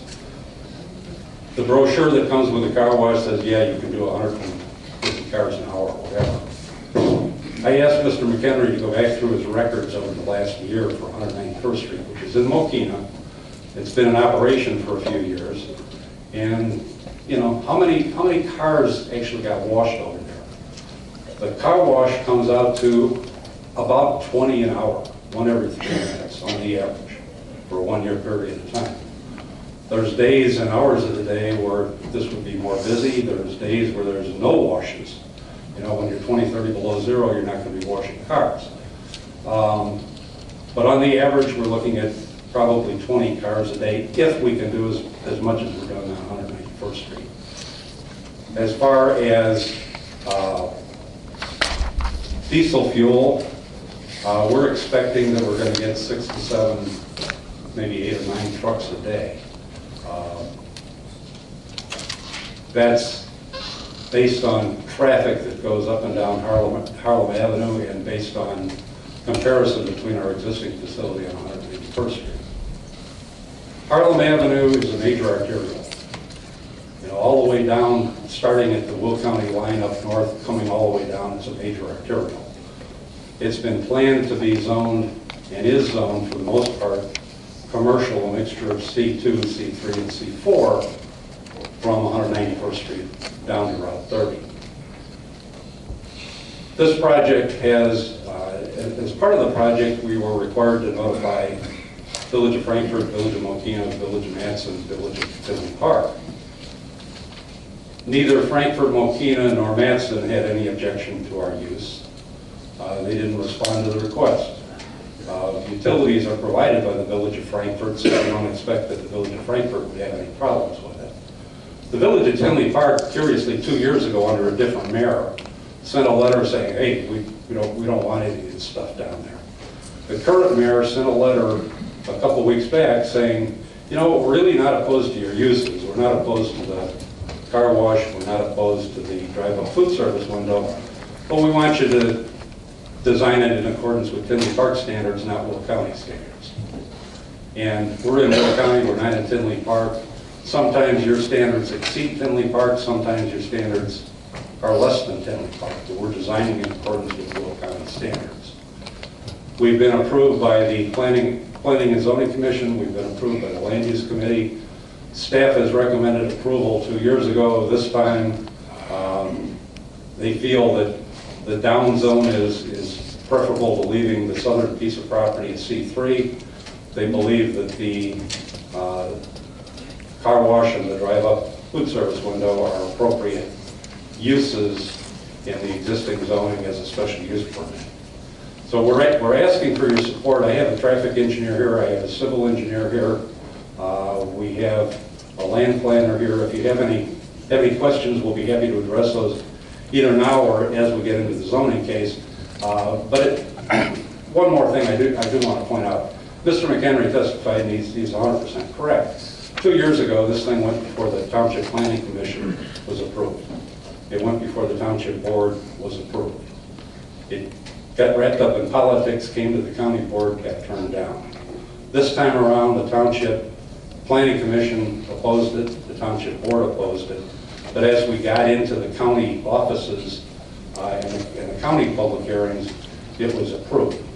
There was a letter that was written by Bill Carlson, the Township Highway Commissioner, indicating that, you know, he had some concerns with traffic on 194th Street and the possibility of traffic backing up on Harlem Avenue. We had an original site plan that was submitted as part of our application. Since that meeting at the township, we changed our site plan around to provide stacking of cars on site so that we don't run into the possibility of stacking cars up on 194th Street or creating problems with cars leaving on 195th or 194th. One more thing. Neighbors have talked consistently about traffic issues. As part of this development, there's an existing right-in, right-out on Harlem Avenue that was approved by IDOT as part of the development that's there currently. That right-in, right-out eliminates some of the traffic congestion at 194th Street and 195th Street. That right-in, right-out was opposed by the neighbors. They made contact with IDOT. They tried to get IDOT to deny that, when the only effect of that right-in, right-out is to keep traffic off of 194th and 195th Street. So they come here complaining about traffic issues, but really their motive is they don't want any development in their backyard. And I think you've seen this with other zoning cases. We're asking for your support. Thank you. Thank you, Mr. Tieman. Any questions? Mr. Howard? Would you be open to, I actually visited the station. Pull your mic down, Bob. I'm sorry. I actually visited the station quite a few times. Would you be open to it in the back there, where you have the berm there, to actually put some evergreen trees along there to block that line of sight from the bedroom windows on the one? I mean, is that something that we can? Yeah, let me respond to that. After the meeting that we had with the neighbors, it was hosted by Mr. Mustis a few days ago, we don't want to give up the car wash because we feel that that's an integral part of what we're offering at that site. But we've been in communication with a sound expert, and we understand the county's sound regulations. What we're looking to do is work between the county staff and our sound expert to mitigate any additional problems that may come out of the car wash, because the entrance to the car wash is on the west side of the car wash. The neighboring property is 200 feet away. We have a 3-foot berm and an 8-foot fence with landscaping along that fence and berm. But it was suggested to us that a better way to handle and mitigate some of the sound is to put a U-shaped or horseshoe-shaped buffer element around the entrance to the car wash, landscape that, so that any sound coming out of the car wash would hit that first and be deflected, and then another 200 feet beyond that is the property line with the fence and the berm and the landscaping. We're having our sound engineer is looking at that now. We believe that can be accomplished. In any event, we have to accommodate the sound regulations of the county. No matter how it's done, it has to be done. We have no problem with putting that additional baffle up. We have no problem with putting additional landscaping up if that would be the solution to the problem. It almost appears from what you're saying and looking at and being involved in development before that, basically you're actually buffering or mitigating some of the sound from Harlem. Correct, yes. Correct in saying yes. that? Okay, thank you. Yes. And, you know, Harlem Avenue, it's not a big truck route. I mean, it's not like Manhattan Road down here in Joliet. It's not like 53 in Manhattan Road, or Laraway Road. There are trucks that go up and down there, but if you picture Harlem Avenue, okay, there's no destination really for trucks other than the auto auction. There's the car carriers that come up and down. There's not a great deal of industry or warehousing or anything that exists along Harlem Avenue. Compare that to 191st Street, where his other project is, all the way from Route 45 and even beyond back to Harlem Avenue. You have all kinds of industry, you have all kinds of warehousing, you have a lot more trucks. We're looking at 6 to 10 trucks a day. This is not a truck stop. We have to provide diesel fuel because there are vehicles that require diesel fuel. Most every gas station provides diesel pumps. We've tried to separate it by keeping it in the back as opposed to the front where the cars go, but it's an integral part of a gasoline station. So it's not a truck stop. It's been portrayed to be that. It's nowhere near that. If you're familiar with Flying J or Pilot or any of the other major truck stops, if you told them that this is a truck stop, they'd laugh at you. I mean, there's no resemblance whatsoever. Okay. Thank you. Thank you. Thank you, Mr. Thank you. Our last speaker is case number 6272S is Maria McLean. Would you like to speak at this time, or if you had any questions? If you have any questions or any, okay, all right, we'll do that. Is there anyone else in attendance that would like to speak on any of these zoning cases? Anyone else from the general public that wishes to speak on these zoning cases? Anyone else want the opportunity to speak on these zoning cases? Mr. Weigel? Make a motion to close the public hearing. Moved by Mr. Weigel, seconded by Ms. Collins. Madam Clerk, call the roll, please. Sure. Claire? Thank you. Brooks? Yes. Howard? Yes. Odella? Yes. Singer? Yes. Moran? Yes. Rice? Yes. Harris? Yes. Grenier? Yes. Benefield? Yes. Fritz? Yes. Freitag? Gould? Yes. Balich? Yes. Whitzelong? Yes. Winfrey? Yes. Parker? Yes. Staley Ferry? Yes. Babich? Yes. Wilhelmie? Yes. Hart? Yes. Tumanello? Yes. Weigel? Yes. Collins? Yes. Ferry? Yes. And Eustace. Thank you. 26 affirmative. 26 affirmative, the public hearing has been closed. Please continue, Mr. Weigel. Our first zoning case, 6262S, is a special use permit for major indoor entertainment and spectator sports with liquor in Washington Township. Committee voted 7-0 to approve. I make a motion to approve. Moved by Mr. Weigel, second by Mr. Howard. Any discussion? Any discussion? Any discussion? Previous roll call by Mr. Wilhelmie and second by Ms. Staley Ferry. All in favor signify. Can I be an abstention, please? Sure. Okay. Mr. Freitag is going to be abstaining. All in favor signify by saying aye. Aye. Contrary, motion has carried. Next case, 6269, MS2, Lenny's Food and Fuel on Harlem Avenue. They're requesting a map amendment from C3 to C2 on parcel 1. The committee voted 7-0 to recommend, and I so move. Moved by Mr. Weigel, second by Ms. Winfrey. Any discussion? Discussion, Ms. O'Gall. Yeah, I just wanted to mention a couple things. Oh, your mic towards you. Thank you. All right, can you hear me better now? Can you hear me better now? Yeah. Yeah. Okay, so while it is true that the property is zoned commercial, it is also true that the special use permits are required for both the car wash and the drive-through by the county.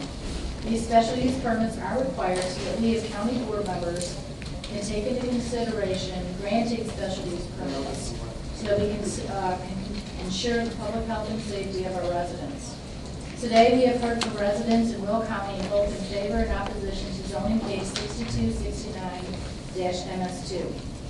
I myself may have considered voting in support of the drive-through, the hours of operation applied for toward the hours of operation as suggested by the village of Tinley Park, because the neighbors impacted are Tinley Park residents. So I just wanted to put that out there that I thought that the hours of operation requested for these special use permits were too early in the day for both the drive-through and the car wash. So because of that, I will be voting no on those.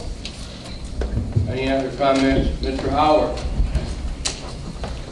Yeah, actually, I did a little research into this issue. I was receiving quite a few phone calls at home on it. And I actually have 3 friends of mine that actually live in that subdivision over there, so I gave them a call. And basically, I said, you know, what's going on with the car wash? All 3 of them pretty much had the same remark to me, like, oh yeah, they're going to put a car wash and a Dunkin' Donuts in there. You know, when are they going to put in the drive-through? I said, well, it's up for discussion now at the county board, you know, tomorrow. So it was just kind of interesting that they had that. But, you know, I struggled with this one. I actually went to the car wash on 191st Street. I actually stood approximately where the houses were. I didn't really see a problem.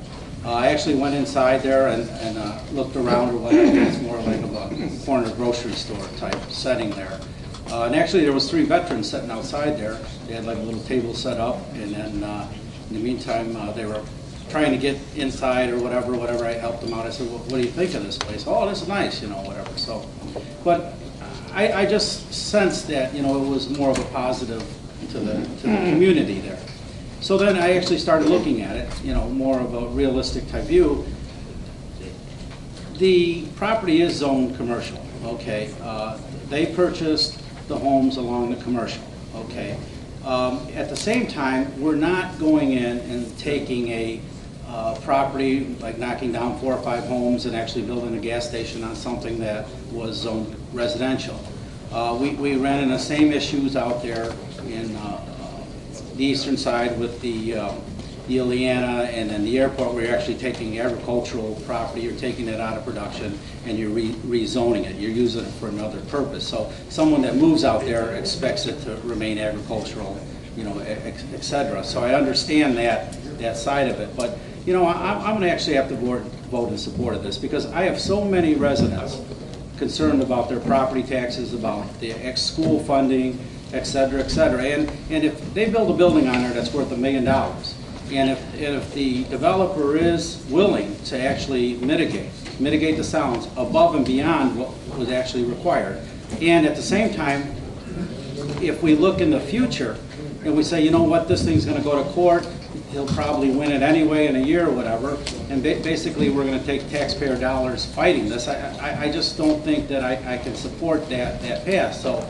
again, I'm going to vote in support of this, because we continually are trying to get rooftops in Will County. We're continually trying to get business in Will County. And every time a business comes along, we're getting to be known as, no, we don't really want that. Or if a few residents come up and they say, no, we don't really want that. But there is a silent majority out there, the ones that are quiet, that don't express a view either way. And if you do go and you do your homework on it, you're going to find that a lot of individuals are out there are in support of businesses.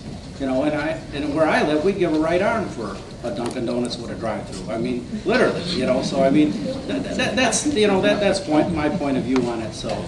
But again, I think it's positive. I think the building are attractive, and you know, I could see in the future where you get an unscrupulous developer that's gonna come in here and just build something, cut every corner or whatever. When you have a developer that's actually willing to work with you, I think that's a very positive thing, especially now in Will County. So. Thank you, Mr. Howard. Any other comments? Any other comments? Madam Clerk, call the roll, please. I just want to say basically that, this is my district. I oppose both the map amendment and the special use. But I would want to point something else out. Special use is just that. Unfortunately, these are not your old gas stations. They're not gas stations. They're complexes. On this particular case, you would have 4 businesses that could probably be standing on their own as individual businesses. And unfortunately, our zoning ordinance lags behind and doesn't really address these kind of developments. I think we'll be doing that in the future. I just want to say that, you know, I do oppose, I'll be a no. And I'd like everybody to keep in mind that a special use permit is a privilege, and it is not part of the right.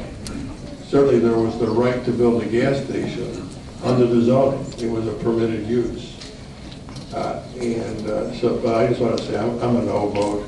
And special uses are just that. They're special. They're not there by right. So, thank you. Mr. Singer. Thank you, Mr. Walsh. Good morning. Good morning, everyone on the board. Almost good afternoon. Very quickly, I just wanted to point out that I'd have to disagree with Mr. Howard. I think Will County has a pretty strong reputation for being pro-business. You know, having a strong reputation towards seeking the kind of economic development and job creation advancements that have really helped grow the county. I'm not sure that a Dunkin' Donuts and the car wash fit into a category of high-level economic development and job growth categories. Instead, I think the emphasis should be on the number of people within the community that have opposed this, and the number of people within that community who have consistently opposed it and have stayed meaningful and respectful throughout this entire process. You know, for those who've been on the board for a number of years, we rarely see this many people consistently oppose something for that long.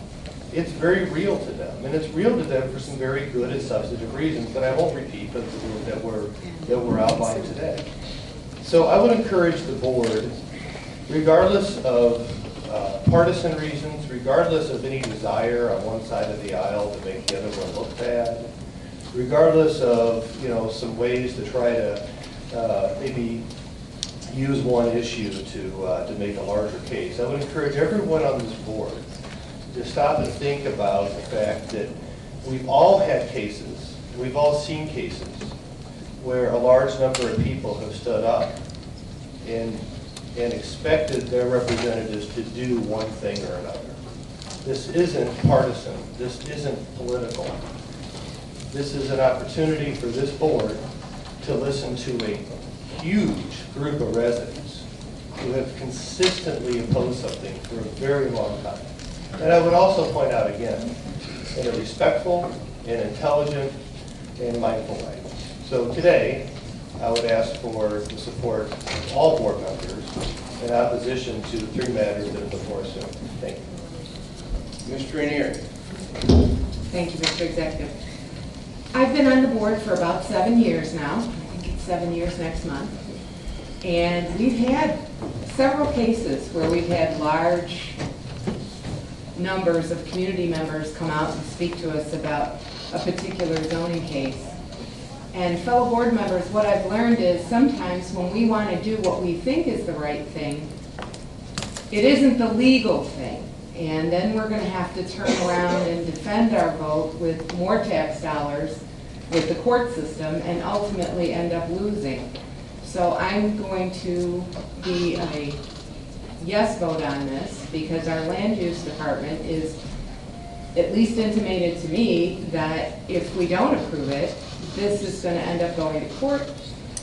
It's going to get approved in the long run, and it's just going to take longer and cost more money to the taxpayers of Will County. Mr. Weigel. I'd like to point out there's 3 different motions. The first one is down zoning. I support the down zoning from C3 to C2. And also that I do not support the special use permits for the car wash or the drive-through. And there have been legal objections filed, so we need a 75% vote to approve any of these. Thank you. Mr. Mayor. One, and I believe Mr. Nusis was going to ask this question as well, is I'd like to hear the land use respond to Mr. Neer's comments. And I would also, maybe a number of you are too young to remember this, when a gas station actually was a service station. And you went in for your oil changes, and you went in to have mechanical work done, and that's what they did. And when we go in and set our policies, we set our policies based on employment and business that has changed. And now, as a person that gets all over the country, these properties have changed into little mega malls in some cases, where they have several businesses with large pieces of property that need to be, and I think we need to address this. I think we need to have our land use. I'm not saying that this business should not get the opportunity to expand. What I'm saying is maybe we should take the opportunity to review our policies and procedures to make sure that we're doing this the right way. And so from the map amendment, I'm leaning more approving that one, voting for that one. But the special use, until we actually have an opportunity to have more discussion, I'm going to be a no vote. Mr. Howard. We were told they dropped the legal objection, or actually it was deemed. Mary, will you give us the up-to-date scenario in regards to the map, or I mean the legal objections? There were not sufficient protests to meet the threshold for a legal objection under the statute. When the initial calculations were done, there was a parcel included where the individual did file a protest. However, in reviewing that parcel was neither directly across the street nor adjacent to the parcel. Therefore, that frontage could not be calculated toward the 20% required for there to reach a legal objection. When the remaining parcels were calculated, it comes out to somewhere between 16 and 17%, so there is not a legal objection. A simple majority will pass this map amendment.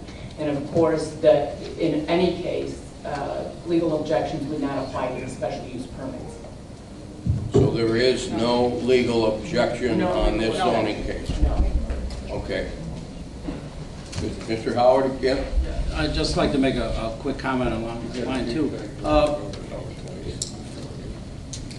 Go ahead, Bob. I'm just waving my hand here. You keep getting recognized, and I'm not. So, I'm having a difficult time. Go ahead. If somebody's got a problem, it should be me, Jim. I've asked to be recognized. Mr. Howard had the floor when we went to... The question was answered, and then you went back to him. Because he still had the floor. You preside over the meeting. You're not a member of this board. You do preside over it. And I think I'm not being recognized appropriately. I'll let you know. I just let you know. Okay, go ahead. Mr. Howard, please. You didn't have the floor. Mr. Moussas, I apologize if you got upset about this. You didn't have the floor. That's my point. My point is, it's not you, Bob. It's the way it's going. Once your question was answered, you no longer had the floor. No, He'll make up the rules as he goes along. Go ahead. So anyway, but along this lines, we're going in a few minutes, hopefully in a few minutes, we're going to start discussing the budget, and we're going to start discussing cutting the services in the budget. So we have the chance now to actually capture some new revenue for the county, with new business, bringing new business in the county, expanding their business. And I hopefully that everybody understands that basically if we say no to this, we say no to additional revenue for the future, and at the same time, then we're going to be expected to vote on cuts on services, it doesn't make sense to me. I mean, at some point in time, you know, we need to do it. And again, Mr. Singer had got on me before about bringing politics into stuff. I said, I'd like to call you out now, Mr. Singer, for bringing politics into this whole thing today, because I didn't see it. So, thank you. Mr. Music. Thank you. Let's go. Yeah, I would like to confirm, I'd like to hear from Land Use Department and from the State's Attorney's Office. For Ms. Trenier to say she's going to base her vote on speculation from a Land Use Department opinion, first I want to know if that's actually what she was told. And secondly, I find it difficult, Mary, that you, as the representative of this county, the representative of this board, the State's Attorney's Office would never say, you know, you can't win, or we don't have a chance. And I might point out, in the courts, there's a difference between a map amendment and a special use permit. There's a difference between something that's permitted and something that is a privilege. But having said that, I want to hear this opinion to the whole board. So, you know, Curt, do you want to come down and tell us this is the view of the Land Use Department, that we're wasting our time if we deny it? Because I want to hear this. If that's what people are basing their votes on, I want to hear it. Paddock. And then Mary, as our attorney, I want to know, you know, would you ever say that prior to any charges? And nothing's been filed, but certainly I would assume that you would defend, the state's attorneys to defend this board to its the fullest intent, even if you thought it was a difficult position, you would not concede it. We will always vigorously defend it. Thank you. Paddock. I believe, my understanding of the question, Mr. Music, please correct me if I'm not interpreting your question properly. My understanding of your question to be is, did the Land Use Department advise Ms. Trenier that in our view, that if this were to fail, that the matter would be going to court? The answer to that question is no, we did not tell her that. We do not dispense legal advice. Thank you. That answers my question. Thank you. Any other questions, Mr. Music? No. Outside of, I would ask everybody for their support. Mr. Moran, we still have more discussion yet. Mr. Moran? Thank you. I'm not going to take it to task for not recognizing me before you recognize Mr. Moussis again to speak twice on the same issue. But we did revisit the zoning ordinance 3.5 years ago. The nature of the gas stations hasn't changed in the last 3.5 years. A friend of mine owns a mobile station in Riverwoods, Illinois, where mobile required him about 15 years ago, 20 years ago now, to close his service bays and open a car wash and a food center inside his gas station. Local ordinance prohibited it at that time up there. Local ordinance doesn't prohibit us from doing it here. But the nature of gas stations, the change in that industry happened 15, 20 years ago, not in the last 3 years. Thank you. Thank you. Any other last discussion? Any last discussion? We're voting on issue to change the map amendment from C3 to C2 on parcel 1, correct, Mr. Weigel? Yes. And the motion has been made and seconded. And Madam Clerk, would you call the roll, please? Sure. Mayor? Yes. Brooks? Yes. Howard? Yes. Ogala? Yes. Singer? No. Moran? Yes. Rice? Yes. Harris? Yes. Trenier? Yes. Benefield? Yes. Fritz? Yes. Freitag? Yes. Gould? No. Balich? Yes. Frissalone? Yes. Winfrey? Yes. Parker? Yes. Staley Ferry? Yes. Babbage? Yes. Wilhelmie? Yes. Hart? No. Tumanello? Yes. Weigel? Yes. Collins? Yes. Ferry? Yes. And Eustace? No. Thank you.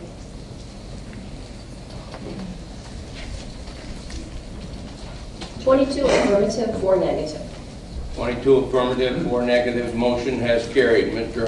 Weigel, please continue. Next item for the same case is a special use permit for the car wash with 7 conditions on parcel 1. I make a motion for approval. Moved by Mr. Weigel, second by Mr. Moran. Any discussion? Any discussion? Any discussion? Madam Clerk, call the roll. Sure. Mayor? No. Brooks? Yes. Howard? Yes. Ogala? No. Singer? No. Moran? Yes. Rice? Yes. Harris? Yes. Trainier? Yes.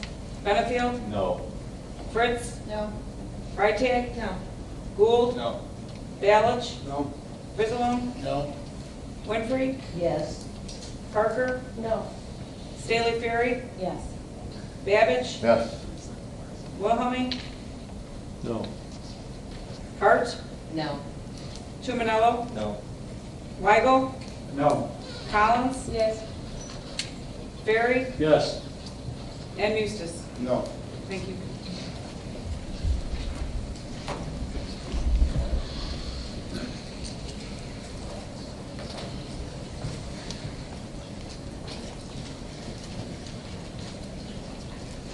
Eleven affirmative, 15 negative. 11 affirmative, 15 negative. Motion has been denied. Mr. Weigel. For the same case, I make a motion to approve the special use permit for a drive-through with 5 conditions on parcel 2. I so move. Moved by Mr. Weigel, second by Mr. Moran. Any discussion? Any discussion? Madam Clerk, call the roll. Mayor? No. Brooks? Yes. Howard? Yes. Ogala? No. Singer? No. Moran? Yes.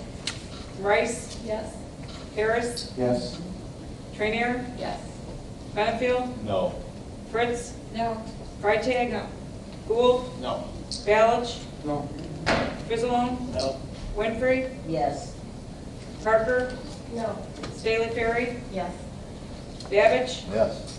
Wilhelmie? Yes. Hart? No. Tumanello? No. Weigel? No. Collins? Yes. Ferry? Yes. And Eustace? No. Thank you.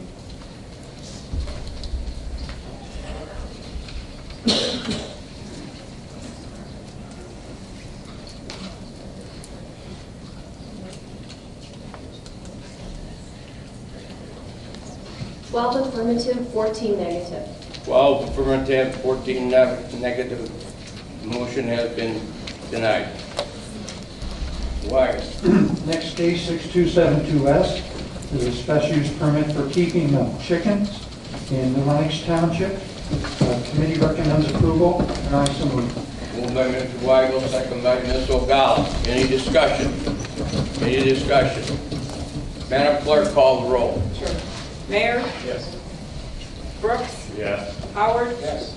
Ogala? Yes. Singer? Yes. Moran? Yes. Rice? Yes. Harris? Yes. Trainier? Yes. Benefield? Yes. Fritz? Yes. Freitag? Yes. Gould? Yes. Balich? Yes. Frisselum? Yes. Winfrey? Yes. Parker? Yes. Staley Ferry? Yes. Babbage? Yes. Wilhelmie? Yes. Hart? Tumanello? Yes. Weigel? Yes. Collins? Yes. Ferry? Yes. And Eustace? Thank you. 26 affirmative. 26 affirmative, motion has carried.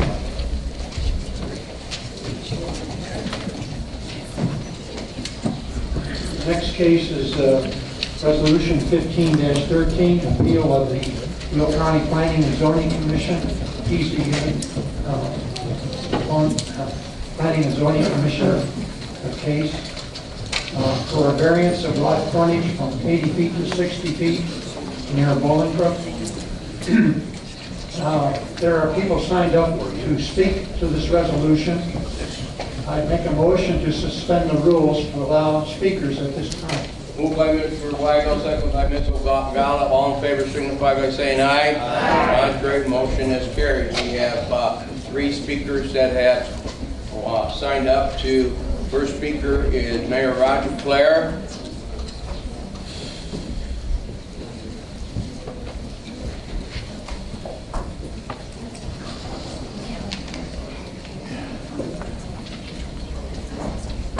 Again, thank you for allowing me to speak today. I will be brief. We have all the pictures and the things we brought in the past. You've all seen them, so unless somebody wants to see them again, we'll suspend that. We are asking that this not be approved. The property is surrounded by Bolingbrook. It clearly will be part of Bolingbrook at some point. It's a 3-acre parcel that contains nothing but junk. If you had a chance to drive by it, that's what it is. It's not a storage place for high-end auto parts and all the other things you've been told. The vehicles in there are not road safe. Most of them aren't licensed. A judge ordered it to be cleaned up a year or so ago. That was ignored. Nothing was done. This group, this board gave him an opportunity to clean it up. Again, nothing was done. The pictures that you've seen show the junk was there in '84. It's increased in size periodically over the years, and his plan, of course, would be to continue that. Adjacent to this property is a lot that was kind of junky, but it's been cleared, flattened, and that building is going to be a brand new multi-million-dollar industrial building butting up to this junkyard. So we'd like to see it continue to be cleaned up, and we appreciate your support on not allowing this variance. Questions? Any questions for the mayor? Thank you, Roger. Thank you. Next up, James Bone. Jim?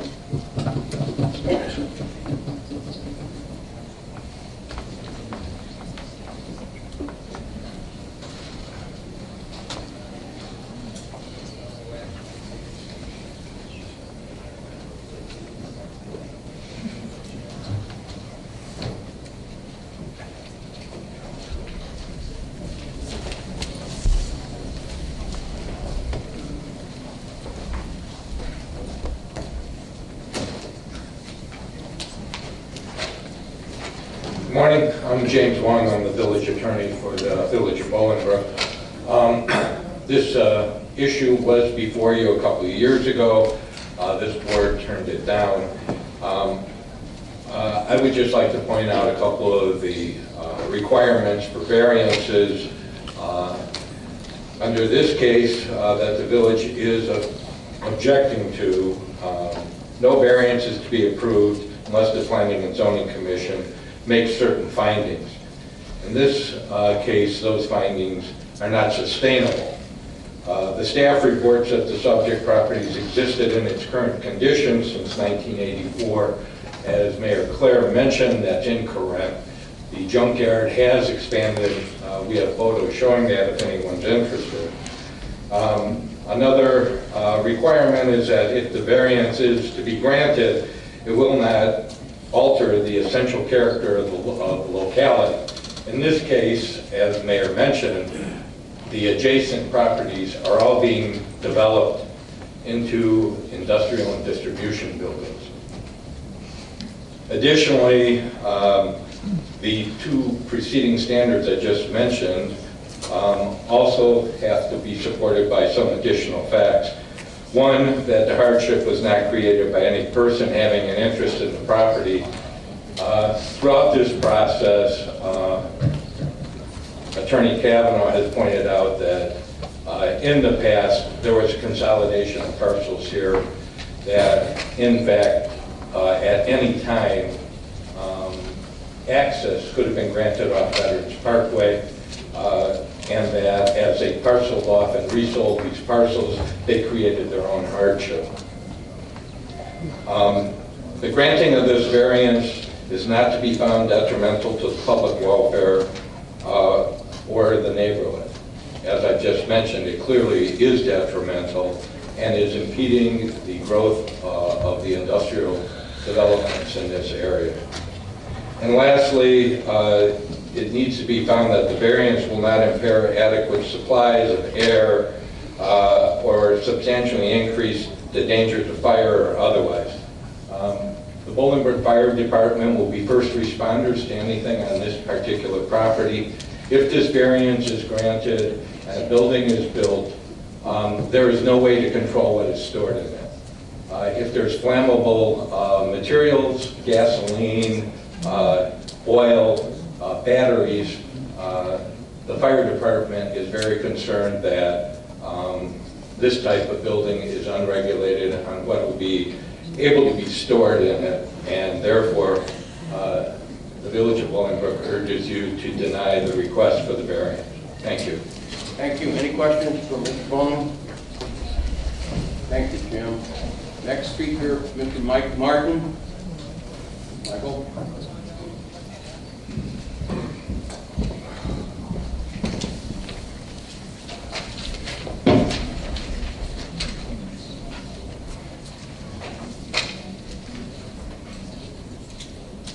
Thank you, Mr. County Executive. I'm Mike Martin, attorney for the applicant, Edward James. I guess I get to say the first one, good afternoon.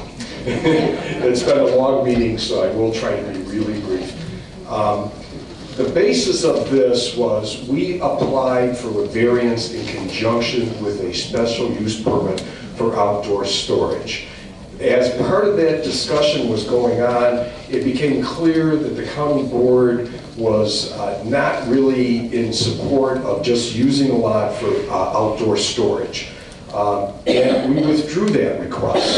The variance was denied. We need a supermajority vote. We need 20 votes. The last time it was before you, we had 19 votes, and the variance failed.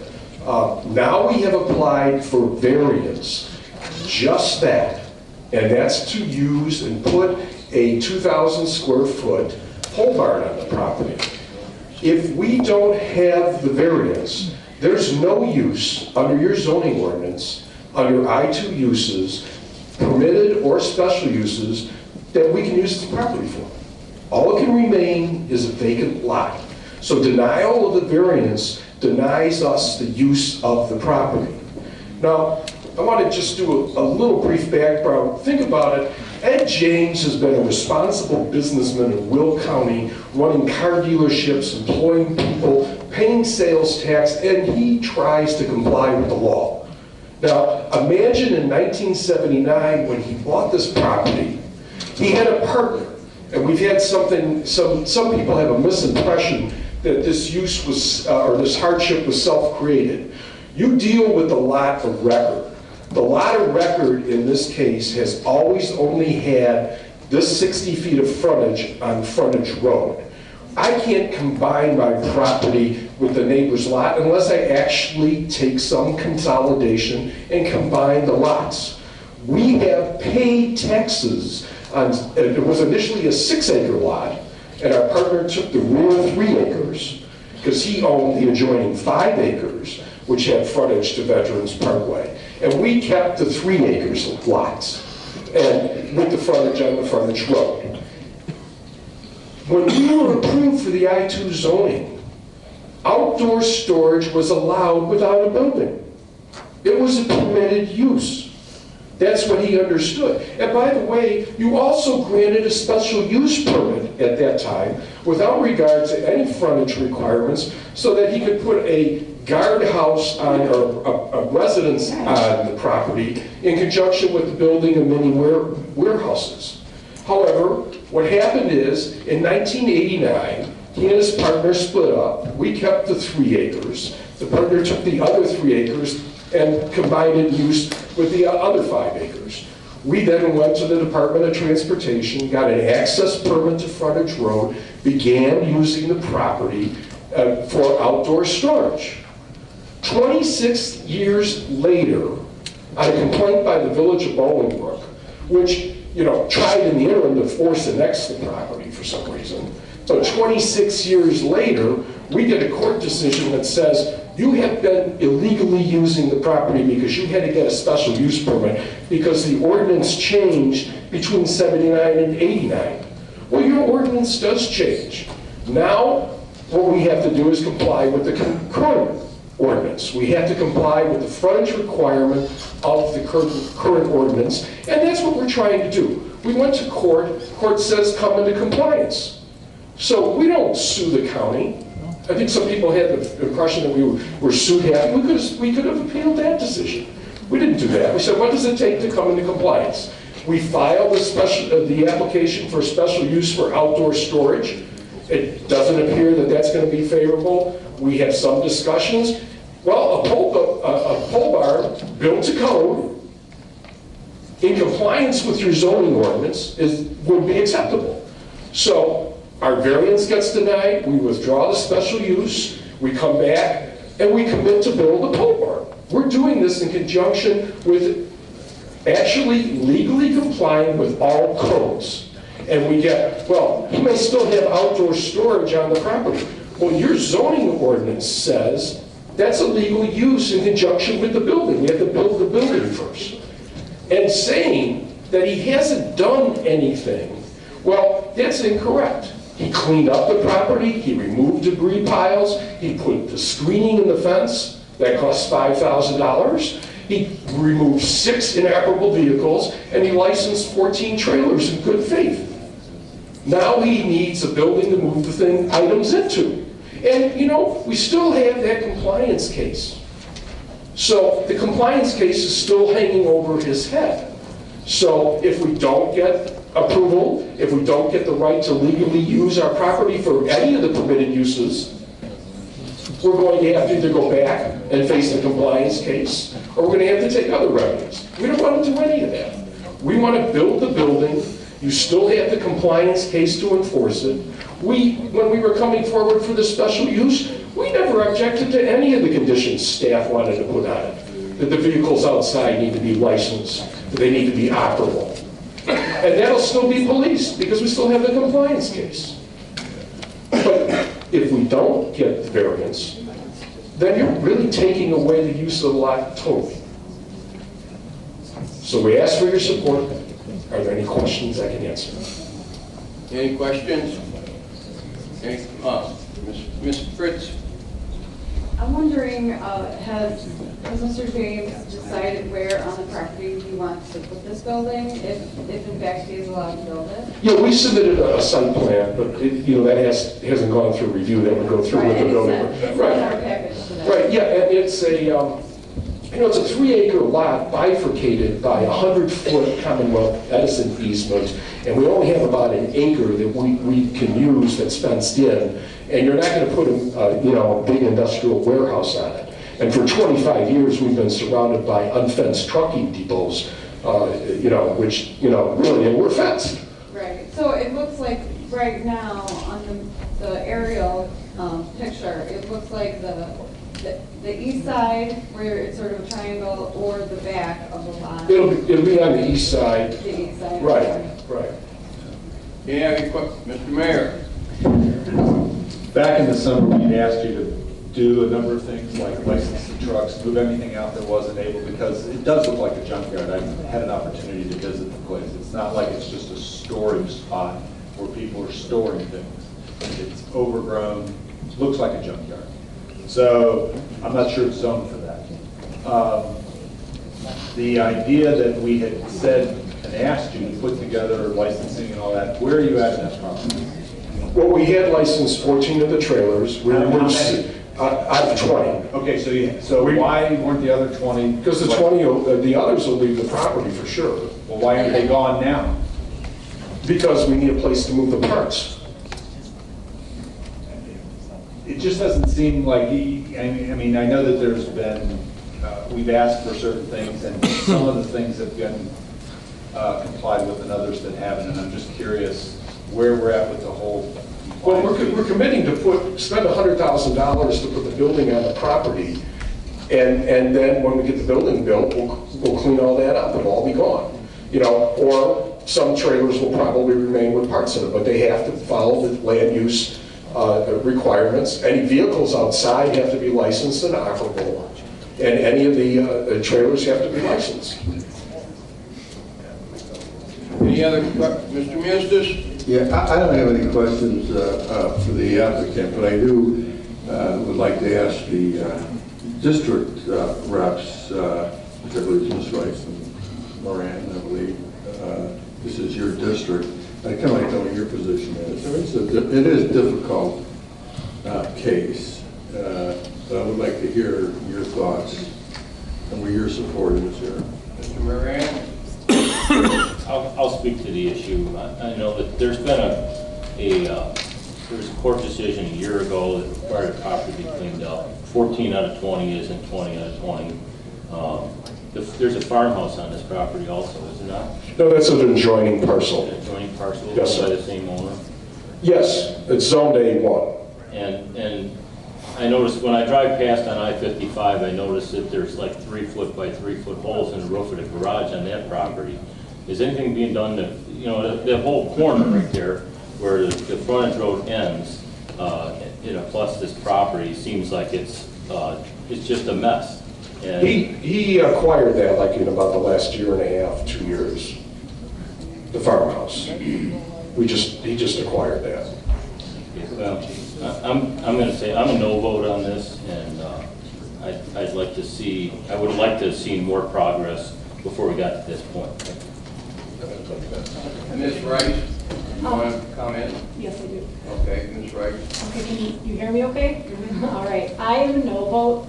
I'm not supporting this because I have concerns that I'm going to ask land use to confirm that I'm correct on, that a yes vote allows the continued outdoor storage of vehicles, and I do perceive it to look like a junkyard. And if the yes vote is just not allowing a pole barn to be built, it's also allowing outdoor storage to continue.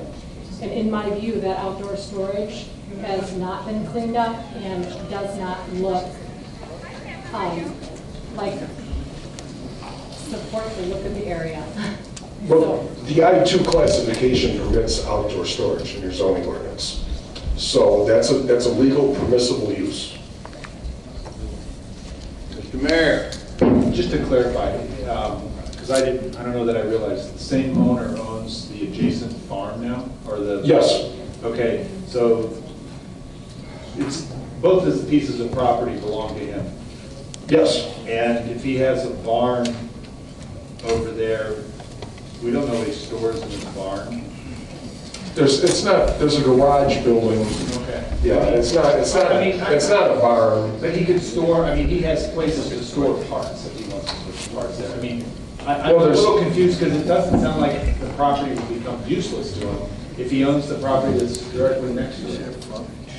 Well, it's zoned A1, it has a garage on it, and it's rented to tenants. So it's not something that he can use his store. Property and he has access, and it allows access. I'm just trying to clarify. Thank you. Ms. Zavala, did you have a question? No, I'm Okay. Mr. Brooks? Mr. Executive, after hearing the two representatives from our Will County Board District 3 and their concerns about this, I would certainly recommend to both caucus and to this legislative body that we vote to deny it at this time. Thank you. Any other last questions? Thank you, Michael. Okay. Mary, Thank you very much. Mary, would you give us the legal situation on this vote also? This is an appeal from the PBC. As such, you will need a 3/4 vote or 20 votes for this to succeed. So the motion is to approve. The motion's been made and second. No, Oh, I didn't make the motion. Oh, you haven't made a motion? I Okay. make a motion to approve Resolution 1513 for the variance. Moved by Mr. Weigel, second by Ms. Ogala. So it was a yes? So it was a yes to uphold the variance denial? No. We also, Okay. Everybody clear, Mary? I'm not.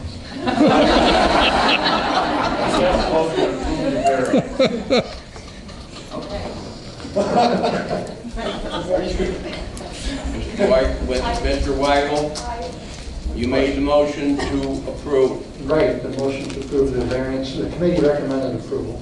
The committee recommended approval. Mr. Singer, you got a question? Mary, were you agreeing with what he said, or were you being convinced? How? Yes. I was being convinced that the intent is that a yes vote approves the variance. No denied. A no denies the variance. And they have to have, they They need 20 affirmative votes to carry. To approve the variance. That's right. So Not, not, that's not, what the not, motion is. not just a simple majority, but 20 votes. Okay, we're all set. Madam Clerk, would you please call the roll? Sure. Mayor? No. Brooks? No. Howard? Yes. Ogala? Yes. Singer? No. Moran? No. Rice? No. Harris? No. Trainier? Benefield? Yes. Fritz? Yes. Pardon me? Ms. Fritz? I heard her now, yes? Yes. Okay, Freitag? Abstain. Gould? No. Balich? No. Frizzalone? No. Winfrey? No. Parker? No. Staley Ferry? No. Babbage? No. Wilhelmie? No. Hart? No. Tumanello? No. Weigel? Yes. Collins? I'm going to abstain. Ferry? No. And Mustis? No.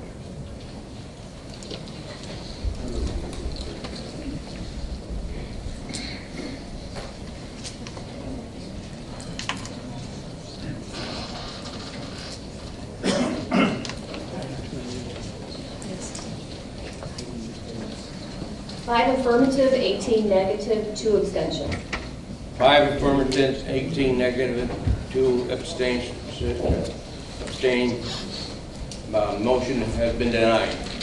That concludes my business. Our next meeting is December 8th. Thank you. Thank you very much, Mr. Weigel. Very good.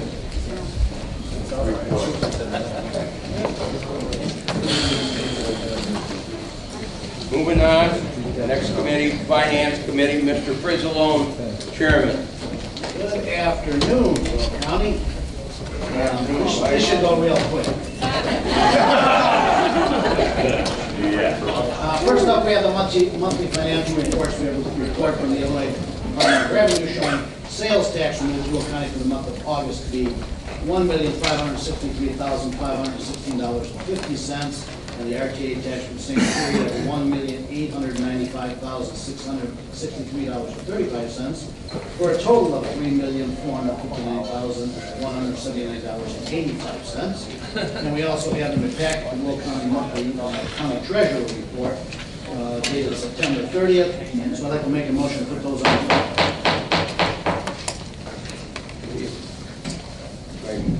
Sorry. Motion to put those on file. Moved by Mr. Frizzalone, second by Mr. Singer. All in favor signify by saying aye. Aye. Contrary, motion has carried. Next item on the list was setting the number of sheriff's sworn personnel, which was tabled. Wait a minute, Mike. I'll have to take the roll call because of the last vote. Okay. Before that. So, Mr. Frizzalone made a motion and been second. Madam Clerk, call the roll. Sure. And I just want to confirm this is to Place on file, just because we need a clean roll. We need a clean roll call. Okay, Mayor? Yes. Brooks? Yes. Howard? Yes. Ogala? Pass. All right, I'll come back to me. Okay. Singer? Yes. Moran? Yes. Rice? Harris? Yes. Trainier? Yes. Benefield? Yes. Fritz? Yes. Freitag? Yes. Gould? Yes. Balich? Yes. Frizzalone? Yes. Winfrey? Parker? Yes. Staley Ferry? Yes. Babbage? Wilhelmie? Yes. Hart? Yes. Tumanello? Yes. Weigel? Yes. Collins? Ferry? Yes. And Mustis. Thank you.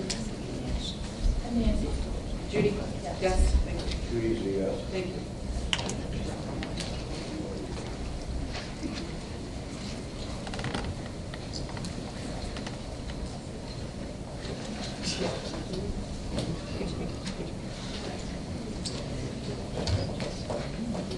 Twenty-two affirmative. 22 affirmative, motion has carried. Please continue, Mike. Okay, next up was the setting the number of sheriff's sworn personnel. That was tabled at our last county board meeting, and we're going to leave that on the table as the sheriff's still doing some numbers. Leave it on the table? Yes. Or you're going to retable that, Mary? Retable. We got to retable. We have to take it off the table. I'll take a motion to take it off the table so we can put it back on. You got to take a motion to take it off the table. Second. Moved and seconded by Mr. Roll call. Roll call by Mr. Gould, second by Mr. Rainier. All in favor, say, signify by saying aye. Contrary, motion is carried. And I make a motion to table that. Moved by Mr. Frizzle, table, Mr. Tumanello, table. Seconds the motion. Any discussion? Previous roll call by Mr. Wilhelmi, second by Mr. Howard. All in favor signify by saying aye. Contrary, motion has carried. Been retabled. All right, next up is our annual budget appropriation ordinance. I'd like to say a few things first. As you know, the budget process is not easy, and I want to thank everybody that participated, that came to the meetings, that asked questions, and certainly staff. They did a lot of work on this, much more work than I did. We all want to be responsible stewards of our taxpayer dollars, but we have to do that in the face of rising health care costs, $3.2 million in our case, contractual obligations for salary increases, and rising costs in general. I think the budget that we're presenting today is a responsible budget, taking into account for the needs of the departments and even some of their wants. And one of the things that we've included this year are 5 new COs for the ADF, which hopefully should overall reduce our costs net for overtime. However, additional information was brought to my attention in the last 2 days, information I might add that was never brought directly to my attention by the department heads, but through other sources, including the media. And now I'm kind of an old school person. I think a one-on-one conversation could do a lot for us. That didn't happen. However, I do have that information now, and based on that information, I'm going to be making motions to, 2 separate motions to amend the budget. I'll explain them first. The first motion will be to amend the budget to add $50,000 to the recycling program. I think we need to move to put the motion on the table, or on the motion on the floor, and then go into amendments after it's on the floor. The budget? Okay. So in regards to 15-314, I make a motion to approve. Moved by Mr. Frizzalone, second by Mr. Mayor, to approve the budget, annual budget and appropriation resolution 15314. Okay, it's on the floor. Mr. Frizzalone, continue.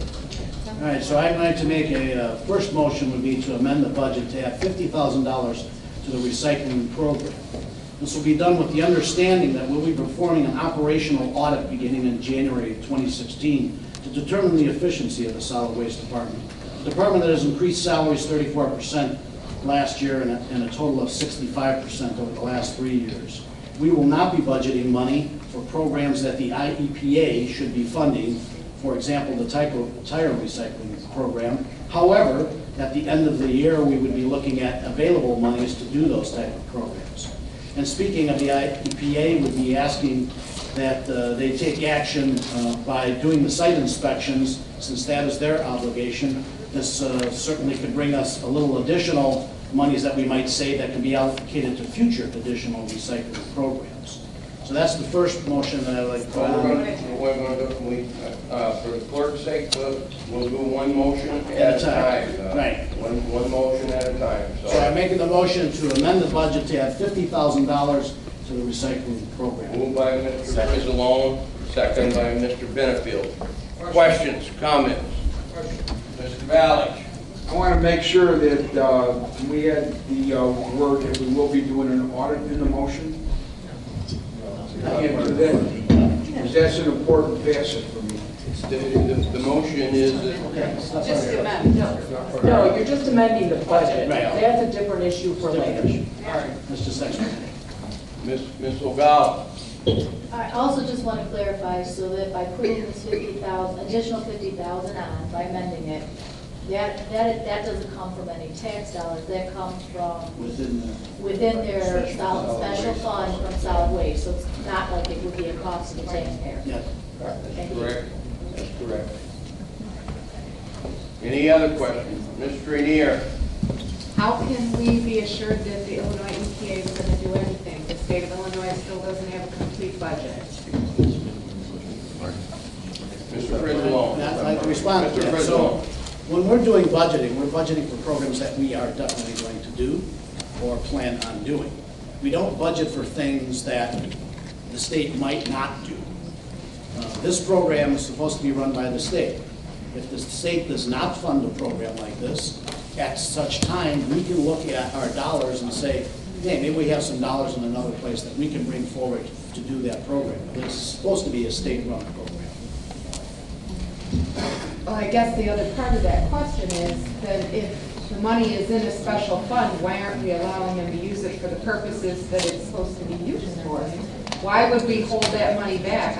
I'm very much into recycling and taking care of our good planet that gets more and more people on it every day. And there's no way to undo recycling that we don't do the first time. So I don't understand why we would want to prohibit them from spending funds that were entitled to be used for that purpose. I don't understand what you're asking. What are we prohibiting? Well, originally there was an additional 100,000 in there, 150,000 altogether. And you're proposing to only put 50,000 back, and I'm just wondering why they wouldn't get their whole amount that's in that special fund. Yeah, historically, they've only spent $200,000 a year. So, well, from what I heard in caucus, the costs of recycling have gone up, not only just in this morning's caucus, but in past caucuses. When Dan was working on the electronics recycling, we heard clear testimony that they're having a very difficult time getting rid of the screens, just different parts of the electronics the way they used to, and the costs have gone up exponentially. So I would wonder why we are taking that out, since it doesn't affect the tax levy, and it's not going to put any money into any other line item that we do need money for. It's just going to sit there. So I'm just trying to understand why we wouldn't give them all of the tools that they have to accomplish the job they need to do. Well, you're correct. Costs are going up. They had 200,000. We're putting another additional 50,000 in there to take care of the cost rises and increases. But we took out 150,000. No, we didn't take out 150,000. That was what they had asked for. No, on my budget worksheet, I saw removal 150,000. But if you look at the last 2 years of expenses, they've been in the $200,000 range. So we're giving them over 20% more this year to take care of cost increases. 25. I would still be concerned because from what I was told again this morning at caucus, that these fees are going up. And you're saying you're not going to fund the tire recycling, and yet we know that that's going to need to be funded. I mean, granted, it'd be nice if the state pays for it. We don't know that yet. It would be nice if the state would pay for it, but I don't really expect them to. It's their program. Well, I get that, but it's going to be our pollution on our roads. But at that time, if they don't fund it, then the department could come back and ask for that money. Well, I guess I don't understand why you wouldn't just put the money there, and then if the state doesn't fund it, the money's still sitting there, and it can be brought back for next year. I mean, it's a special fund, right? They can't spend it on anything else, can they? True. So I don't understand why you would want to limit their ability to do their job. That's what the fund is for. They can't use the money for anything else. I just don't understand. Mr. Mayor? Well, let's see. In 2000, they've been running the same kind of events for the last several years. And in 2013, they spent $159,000 actual dollars. In 2014, actual dollars spent, $192,000. We gave them a budget of $256,000 for 15. I don't know that we've approved it, but anyway. And right now, year to date, they may be close to $200,000. They reported at the time of the budget printing $163,000. Now, I guess the reason we do that is because we're good stewards of our dollars. Every dollar we have is a tax dollar. It might not come out of property taxes, it might not come out of county, it might come from the state because we've been collecting fees, but they're tax dollars. And so any department has the ability to come to us and ask for additional revenues when they need it, anytime. When we get this budget, we have a wish list. It's like my daughter's coming to me and saying, Dad, I need $1,000 because I'm going to prom. And I'm like, if I give them $1,000, they're going to spend it.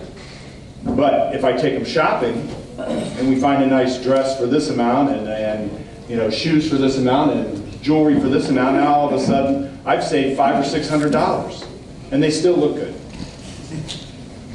You know, you ask why we do this. We do this because that's what the voters voted us into office to do.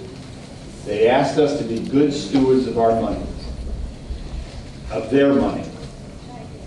And we have been supporting these recycling programs. In fact, it came out of, I believe, the Republican Caucus when we originally started and when they came to us looking for recycling. So this isn't a one side of the aisle versus the other side of the aisle in recycling. We're looking for ways to better serve our community. And when we get these budgets from the executive in September, and we have until October, we don't have time to, and we're looking for discrepancies and increases and all these different things. We don't have time to have every different department come in and talk with us. Love to have that kind of time. But we do have time from the time we pass this budget until they spend the money to meet with them, to say, hey, these expenses are going, we're looking at running short, and by the way, we need some additional money. And we want to do another project. Can we do this project? And we have a pretty reasonable board that would more likely than not approve things if they are shown to be a need.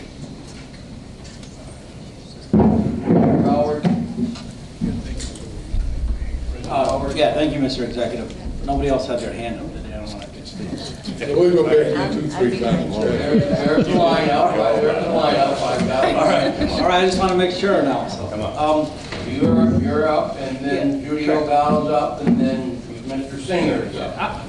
Actually, we're elected from districts, and actually the Eastern District is where I'm elected from. One of our most popular programs out there that actually and years ago when I was with the township, we actually partnered with Will County, is the recycling program.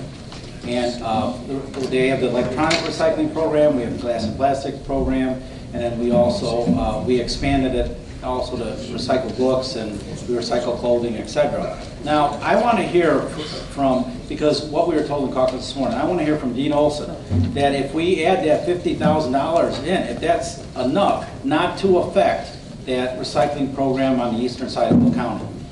So, I mean, this is the first I heard of the 50 grand being proposed. So, originally they were cutting 150,000. Now I hear 50 grand's back in. So, can we hear from Mr. Olson with reassurance?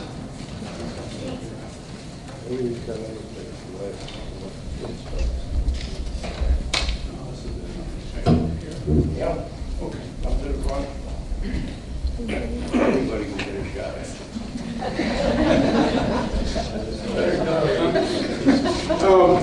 Well, just in general, just so you know, recycling is costing more, and we're also having more people utilize these events, okay? So if you look back from 2011 to now, we've pretty much 100% increased the people coming to our events. So that's great, right? We're doing more recycling, we're getting more out of the landfill. Some of that is household hazardous waste. It's the most expensive program we have. It eats up most of the program that we have. The state doesn't provide any of those programs. The only programs they provide are the 4 permanent drop-offs that we have. Now, we don't have one of those. I did propose it, but I don't blame you for nixing it. That's fine. You don't want to spend the money on it. You got other concerns. But we keep getting more people at these events. We have to have the funds Otherwise, we won't be able to pay for them. And yes, it's been suggested about the RFP and all that. We should I don't know, it's kind of backwards, I guess, the way the thought process is. Well, we need the money to go out for the RFP, okay, to know how much. You have to approve the vendor. The board approves every contract we do. They approve the tire contract, they approve the household hazardous waste. You just approved last month the drop-off contract. We bring everything to you that's over $20,000. That's what the rules say. That's what we do. So if you don't give me the money, I can't really justify saying to a vendor, I have the money. I can't say that with an honest face. So either if you don't give me the money, if you keep it at 200 or 250. By the way, right now, this budget year, it's 256.5. I've spent about $220,000. I just checked it last night at 4:30. I have $30,000 in the queue to spend for the last event that we just got billed for HHW. I will spend $256,000. There's no doubt about it this year. However, why we're under the 200, I try to be a good steward. I don't want to come back to you and beg for more money.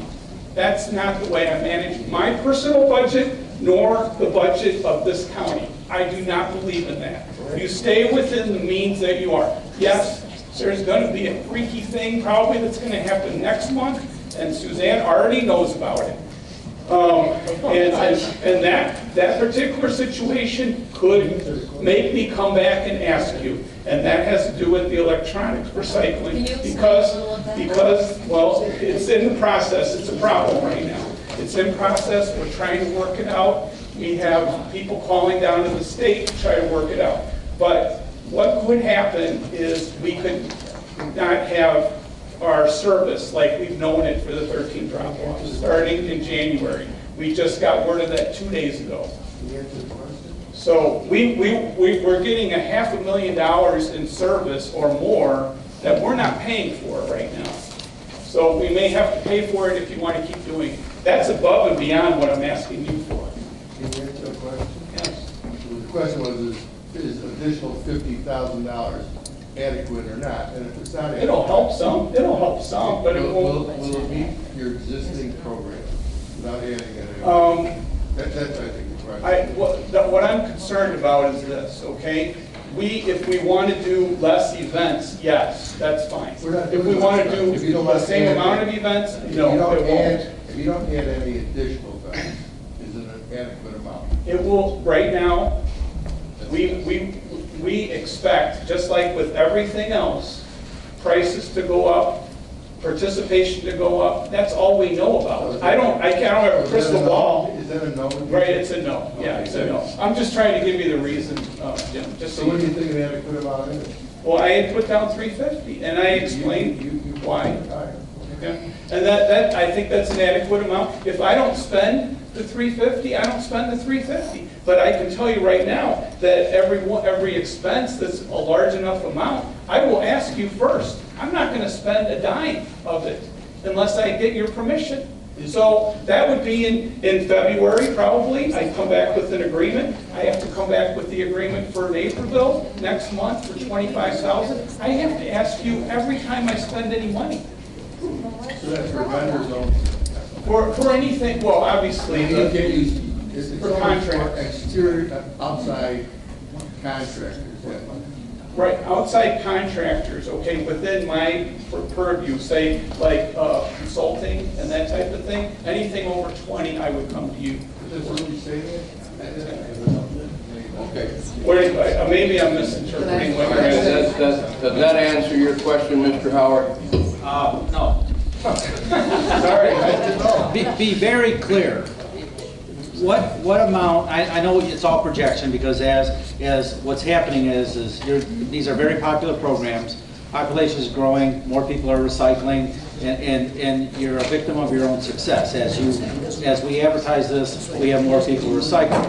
We don't want to jeopardize that recycling program in Eastern Will County because that is one of our tentacles with Will County with Joliet per se, is that actually people feel connected because we're actually providing that service out there. And electronics recycling is very, very popular. And again, I know Suzanne's working on legislation now to actually correct that, in the future, but we'll keep it actually where we're at. But if we don't, the danger is, if we don't keep up with the recycling programs, if we don't encourage it, if we don't advertise it, what happens to us then is basically the taxpayers pay for it anyway. It's dumped in our road ditches out there. I live in a rural area. It's not.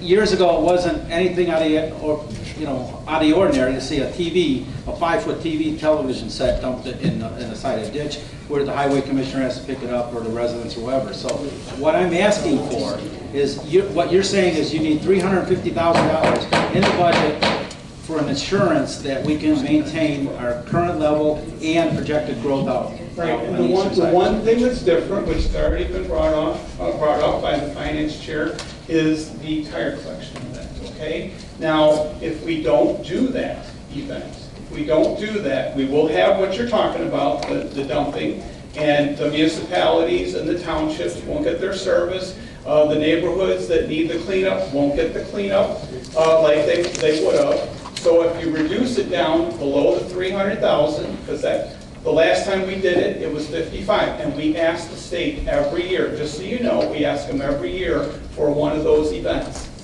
And they have said no. We've been asking them since the beginning of the budget time, and they said no. We ask them constantly. As a matter of fact, they even told us the other day they probably won't ever be able to do it again. That's what they told us. That's where the direction is going. So if we want, nobody else is going to save this other than ourselves. We bring in $1.5 million a year in revenue, and $350,000 for recycling, I think, is pretty much a bargain. If you look at what's keeping out of the landfills, the toxicity, the recycling, the amount, the education that goes along with it to get other programs going, it's not that much, but it may cost a lot more in the future. I'm just warning you, it may cost a lot more. It's up to you to decide whether or not you want to do it or not. I don't make those decisions. I just tell you what's going on. Mr. Frisbee, because you're the chairman. Yeah, I just want to get an answer to some of those questions. Thank you, on how we do the budget. The way I do the budgeting is, see what the need is, and I budget to the need. I don't budget additional amount, and then if you don't spend it, then it's there and we give it back. My philosophy is, if you need additional amount, you come back at that time. Because if I did that for every single department's budget, we'd need another $4 or $5 million in the budget, because everybody would say, I'm not sure, the cost may go up a lot, so I'm going to put an extra 100,000 here and 100,000 there, and those add up. That's number one thing. The second thing is, as I said, I didn't get any direct information from your office until I saw this letter, which is dated November 17th, which I think is Tuesday. And at that time, it said in there that if we do the tire program. Now you're saying, even though it's a state program, they said, first you told me that they might not do it, now you said they said they'd never do it. And this is the problem in trying to put a budget together with real numbers. I tried to fill our budget with real numbers. I didn't leave zeros in places where we know we're going to spend money, and I didn't put additional money in spots where I thought, this is probably what we're going to spend. Might we go over that? Yes. I mean, certainly we budget as much as we could for overtime in the sheriff's department. Are we going to go over that? There's probably a good chance. But we've got to try to make the budget seem reasonable to start. And if there are special needs after the fact, you come back and ask for them, and we don't have a problem. No one was interested in cutting programs. We've tried to put in so that you can budget accordingly and go out for bid. You know, we talk about this all the time on the Forest Preserve side. We put a base bid out and ask for alternates. And you should ask for alternates that say, if we do these alternates, what's my deduct from the base bid? That's the way I bid in my regular business every single day. So you can't say that we don't have enough money to bid everything out. You certainly can structure the bid any way you want it to get the appropriate numbers. And if those numbers, if the savings is ridiculous, if you put 3 more events that aren't even on the program, and because you put those 3 events on there, they said, hey, we're going to cut your cost by $20,000, I'm assuming you'd be running to me saying, Mike, if we can get some additional money, we could put some more events on, which really don't even cost us. Well, I'll give you an example as to why that is the case, okay? The state does, if they ever do an event at all, they do it one at a time. one at a time. That's the way, because they don't get their money. They get it, just like what you're saying, all at once, they gotta spend it right away. Well, if you do a good budget, then you'll plan it out, and you'll get a better bid, because remember, this is a 3-year agreement that we approved. 18 possible versus 6, which is about what I'd have to do it if I only had 200,000. Yeah, if you gave me another 50, I could probably do 3. If I did 3 in JJC, no, I can't. I can't spend that kind of money. You did 5 last year with less money. We have 250,000 this year, 256,000 that was allocated. And right now, like I mentioned a few minutes ago, we've already spent 220. We have another 30 in bills that I have just signed. So that's the 250. We spent our 250. On 5 events. On 5 household hazardous waste events, plus on all these other programs that I already mentioned before. All right, so we have pharmaceutical take-back programs. We do that through the pharmacies. We work a partnership with them. We also do some neighborhood cleanup stuff. We do book events. We do, obviously, the electronic drop-off stuff. We do for the county buildings here, if Mike or somebody has a special pickup, that comes out of our fund. All hazardous waste that generated out of these buildings, that's where the money comes from. That's where we spend the money. So anyway, just so you know, that's where the money goes. I'm not trying to give you an inflated number. I'm just telling you, if you want us to do those programs, we need that much money. If you don't give me that much money, I will plan accordingly. I will not plan for more. That's not the way we manage. And you can do all the audits you want and look at what we have and what we're doing, and I'll explain every one of them. Okay, Dean. Mr. Paddock, are you looking for extra comment? I'm just simply available. Oh, okay. Okay. Thank you, Mr. Olson. I had a question. Well, then, Dean will stay there. Then we're moving down the line, and Ms. Ogala has the next question. Thanks Dean, for explaining all that. So the thing with the budget is we put the budget together as a base of what we're going to do, what we're going to spend for next year. As Mike said, he's gone through all the line items, taken money out of places that he felt wasn't needed, etc. So because it's a fluid budget, and you can come back anytime and ask us for money, I think that we could look at all the different programs that you do and evaluate that you need more funding. I think that Mike said, come back to us, you ask, you guys get $5 million in the 20-year fund. So it's not like there aren't funds available. But at the same time, we want to be conscious and say, we're only going to allocate so much money for now. So that otherwise we may as well just get the whole $5 million right now, and then you can use it to however you want to do it. I don't want $5 million. I know, so I'm just saying, I think it makes sense for us to take a conservative approach, say, this is what we think, come back to finance and say, these are the projects, different programs you offer, this is the cost that it is for each, because I work for the Little Township Rural District, I know the number of tires that I've picked up personally, I know the number of TVs that I picked up personally, those are all very good programs that we need to do. If the state doesn't pick up the darn tires, I totally are going to support any request that we need to fulfill that, because what else will the township do with a pile of tires in their yards? I don't know. So I think that being conservative, coming forward with what Mike is suggesting, putting that 50,000 back in makes sense, and that would be great. Come back with all those programs, bring it to the finance committee and say, A, B, C, D, this is the cost. This is what we anticipate. There's been a request from this part of the county to do this. Let's look at the numbers and then allocate funds. Mr. Singer, you're next up. Thank you. Just very quickly, just as we see at all levels of government, from Washington to even more local than here, just to quickly point out, less of an increase is not a cut. Less of an increase is not a decrease. It's just less of an increase. So I would hope that we can continue this conversation with the assumption, the understanding that it's increasing. Again, less of an increase is not a cut. It's not a cut, Jim. It's not a cut. When we start talking about cuts in funding, it implies that there's a group of people who wants to reduce a program. There was cut a cut program. in their request. So, okay, well then, let's get ridiculous. Dean, will you please request $5 million? Then We what we're did gonna it. reduce is we're going to cut it by 95%. Less of an increase, a 20% increase is not a cut. And for all those listening, and for all those writing, a 20% increase is not a cut in recycling. A 20% increase is not a cut. That's all I had to say. Thank you. Mr. Mustius, you're next. Yeah, I just, Dean, I need to, sometimes I'm not sure how you operate in the sense of, I don't mean that in a negative sense, I mean just how the department actually functions. But last year we were actually budgeted 250. 256, right? That's what you were actually budgeted last year? Yeah, we'll Okay. use it all. So let's go on the premise that you were actually budgeted 256. We'll take out what we thought the actual was. You know, I mean, even if, and I'm just going to round it up to 250. You know, basically you'd be asking for a 40% increase from 250 to 350. Yeah. Now, I don't know if the actual costs are going to go up 40%.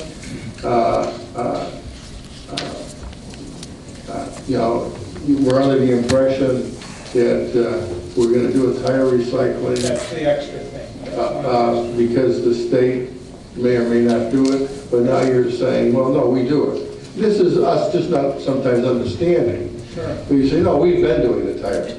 Well, We do it every, X amount of years. We do it if we don't get the state to do it. That's the way it works. Okay, so what you're saying, Every though, third year. what you're saying the practice has been, we've been doing it because the state does it. But we do them every year for the municipalities and townships. We do it every year. So I guess my point I want to make is that some of this is just getting good information out and understanding how you actually operate and what is needed. No, I think 40%, if you want to look, if you're not looking at the tire, is a little excessive. You may not think so, but Well, I guess I think we to did- most people, you would sit back and say, well, really, is the cost going to go up 40% of these programs? You know, I think you could do an increase. We could say, okay, is 20% reasonable? That would bring you up to 300,000. Since your actual expenditure is going to be 256, if you anticipate there could be up to a 20% increase in the cost of the programs, I understand that. But that's not what we've heard. You know, I mean, I think it just needs to be better communications. So now, and I'd like you to get a real number, and I want you to have a real number where you can do a good job. So, you know, is a 20% increase put you on the? Well, okay, this is the situation, all right? If you look back at when we did 5 events, okay, for household hazardous waste. 2 years ago, last year, we did 6. They didn't cost us much. I think we went in less populated areas. Anytime we go to a more populated area, it's going to be more people. It's going to cost more money. So say 5 events for 5 events together. 129, this year 188. That's $60,000 more. So if I do a tire event, which is 55, the last time I had an event and you guys approved it, we paid for it, was 55 plus the 60. If I were to just keep it the same, that's another 110,000. So when you only gave me 200, and now I've got increased costs at the drop-offs, which you just approved last month, that just came about just now.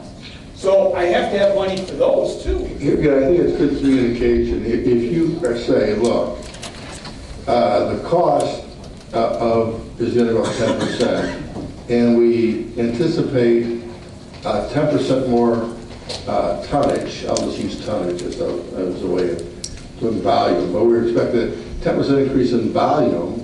Therefore, that's going to create an overall increase of 30%. I think that's the kind of analytic that you need to bring forward.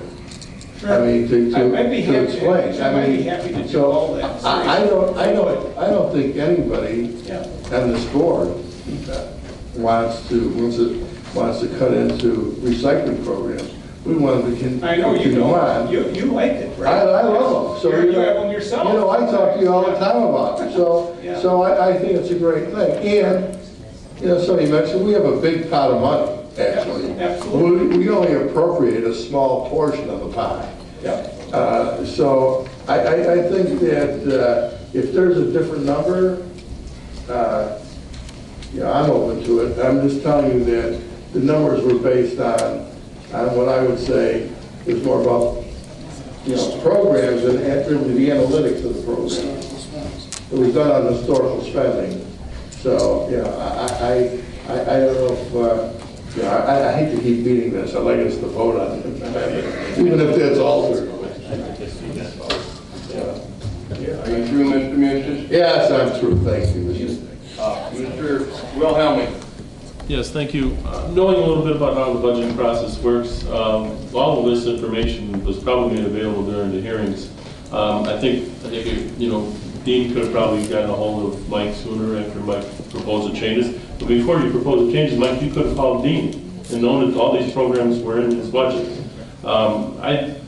I think that this is one of the more important things, you know, that this office does, is provide recycling of hazardous waste, so it doesn't go into our landfill. I would like to amend Mike's amendment and put it back to the 350 that Dean had already asked for. Make that motion. Second. Made motion second. Still debate.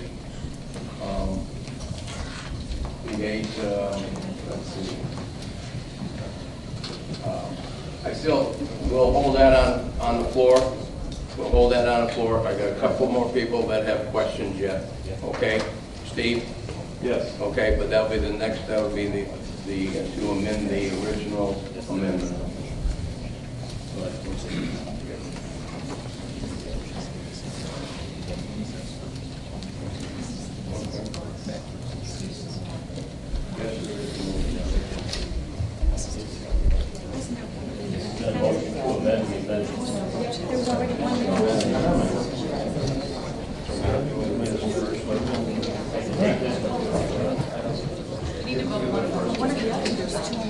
Well,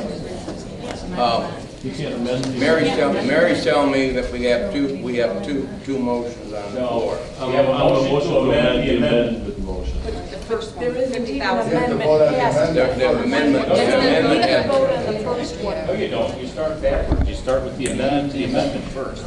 Then you vote on the amendment, then you vote on the motion. I made a motion to amend his motion. I'd like to amend my own motion. Well, why don't you withdraw your motion? He needs to withdraw his. Withdraw.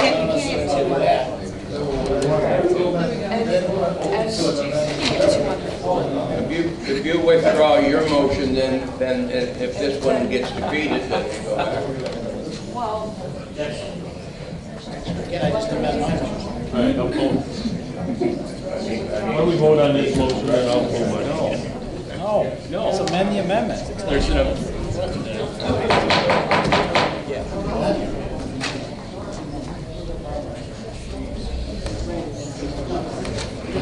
Michael, would you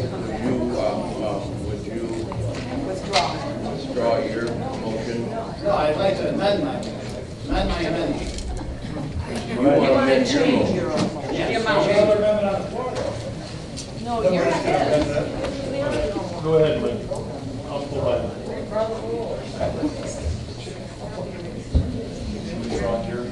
I'll withdraw my amendment for now. Okay. Okay. He withdraws it. You withdraw it.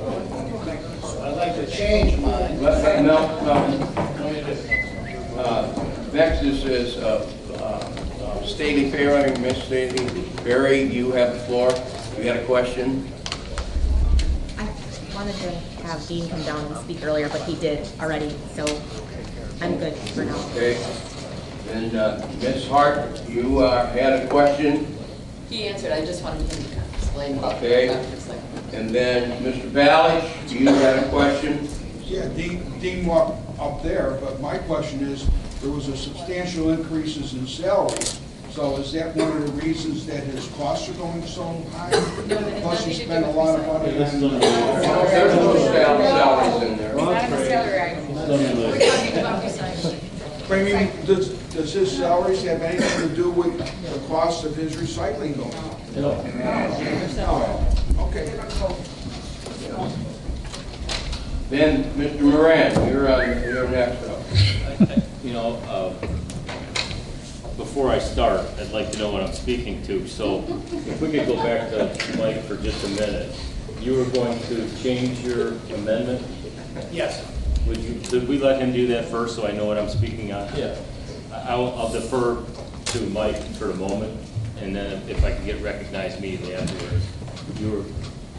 So I'd like to change my amendment to add an additional $100,000 to the recycling budget. Which would make the total amount be? Change it to 100,000, I would make the total 300,000. Second. We have a motion and a second. We have a motion and a second. I'll second it. So we have a motion and a second to change the original motion for an additional 50,000 to make it 100,000 additional. We call the roll. And I got one more. Ms. Freitag was on the list of Mr. Moran. Moran, no, you want the back. He had the floor. You're gonna Go ahead, Mike, or Don.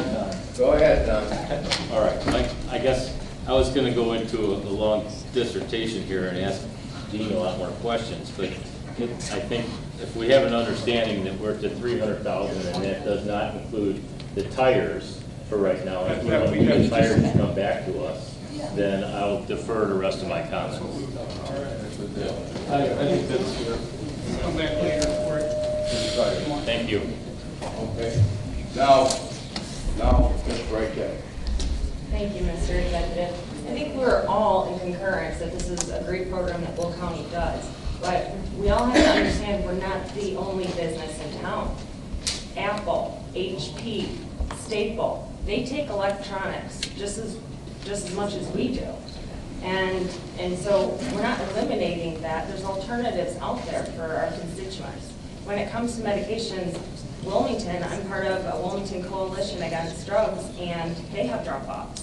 Our Wilmington Police Department does. So there's other options out there for our constituents. But again, I think we're all in concurrence that this is a great program. We just need to tighten our budget. That's it. Thank you. So, Mr. Howard. There was the cost of how this is increasing, and I'll give you an example, and then Dean can back this up. At Washington Township, they actually, we were like doing a monthly pickup on a recycling, and I think we had to go to a bi-monthly, and it's almost a weekly now. We started with one container out there, one container for recycling. We have 6 of them out there now. So, I mean, somebody's paying for that. So, I mean, and that's with limited advertising. You start advertising this stuff more, we become a victim of our own success. I mean, we encourage people to recycle, and at the same time, then we're not allowing them the places or resources to recycle. So I think it's very, very important. And if Dean says we need 350, we need 350. I mean, you know, now, I don't understand this, you know, with this thing. And again, the whole budgetary process, you know, sometimes we tend to over-manage, I think. And then sometimes if they come to us, and if we look at the, you know, Don's throwing at me here, but anyway, that's all I say. Call the question. Call the question, Mr. Chairman. A motion, Mr. Frizzalone put on of increasing recycling by a total of an additional $100,000. Madam Clerk, call the roll. Sure. Mayor? Brooks? Yes. Howard? Yes. O'Gala? Yes. Singer? Yes. Moran? Yes. Rice? Yes. Harris? Yes. Trainier? Yes. Benefield? Yes. Fritz? Yes. Freitag? Yes. Gould? Yes. Balich? Yes. Frizzalone? Yes. Winfrey? Yes. Parker? Yes. Staley Ferry? Yes. Babich? Yes. Wilhelmie? Hart? Yes. Chimanello? Yes. Weigel? Yes. Collins? Ferry? Yes. And Eustace. Thank you. 24 affirmative. 24 affirmative, motion is carried. Mr. Frizzalone, please continue.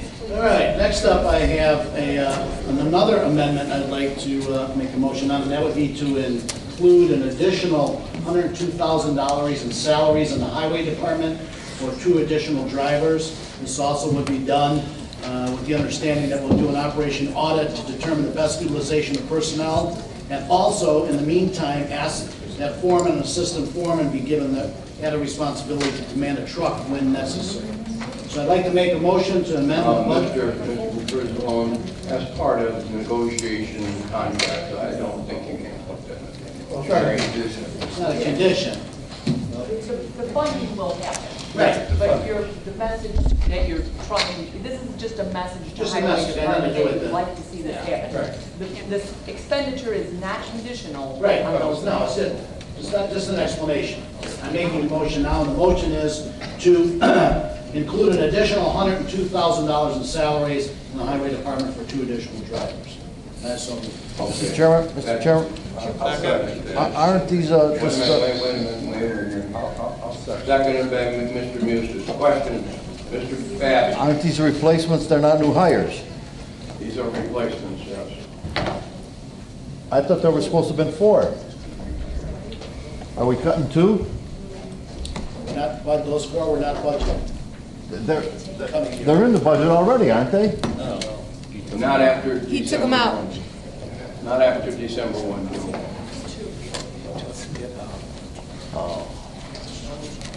No. Mr. Howard. Mr. Howard. I'm getting hungry anyway. You know, I've got another problem with this again, because in Eastern Will County, again, we had recycling that we just went through, and we have the roads out there. Okay, in the meantime, Wait a minute, Mr. Howard. there was 4 drivers that were actually, replacement drivers that were actually scheduled to be rehired. What we did is basically kept postponing them at each meeting, and then here we're at now. Now we find out that they knocked out 2. Now, my understanding is that there's 4 zones. Mr. Howard. Yeah. Other conversations are on the floor, but There's 4 zones, and basically, if the 4 replacement hires, you could allow 1 in each zone, so you have 4 zones. Now, and I don't know where the appropriations was as far as who quit or whatever, or retired or whatever, and where these 4 replacements go, but I don't want to see Eastern Will County again shorted a driver. Now, there's been a whole lot of discussion in the past about if we eliminate some of the manpower and we pay overtime, maybe we can do it like that, if we have to utilize the guys and all that. But then I've also sat through meetings where we've looked at the jail system, and we've determined it's cheaper to actually replace the manpower than to pay the overtime. So, I mean, that's something I think we need to really look at, with the highway department. But again, and I'm going to go through this. A lot of individuals are probably not familiar with what the road department actually does. But the road department, these guys work year round. I travel county roads quite a bit, and I see them that they mow. They actually wash the bridges underneath after each season, because that way the salt doesn't deteriorate the bridges. They actually wash the decks off. They actually wash it down. They actually perform their own mechanical duties on a lot of the trucks. They actually repair it. They repair equipment. They clean the trucks, et cetera, et cetera. So for us now to say arbitrarily we're just going to eliminate some of the manpower out there on the highway department, I think we really need to refer to our department heads and basically go on what their recommendations are. If they need 4 drivers, they need 4 drivers, end of story. Now here's the point that I like to make. We live, basically where I live, it's a bedroom community. And I believe the studies show that almost 70% of the working population in Will County actually travels out of Will County. Okay, if these individuals can't get to work from where they live, from their homes or whatever, there's a lost income on it. Many of these individuals don't get paid. So if we take and we lose 1 day, 2 days, 5 days a year, 10 days a year, with them not being able to get to work because of a county road, I think that basically this is very counterproductive. And again, we represent our constituents out there. And I want to make sure, and I do get quite a lot of calls as far as, when the winter comes and actually the snow comes. We get the drifting snow. It's a continual plowing where a truck doesn't have to go down the road once or whatever. We have 600 lane miles of county roads that they actually have to cover. And I think we need to look at it. Plus, if you take the life safety aspect in it, you got children on school buses, on county roads. They're plowing the county roads.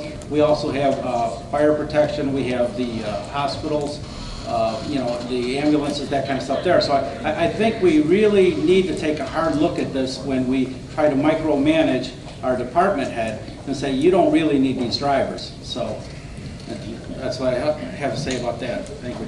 Thank you. Mr. Singer.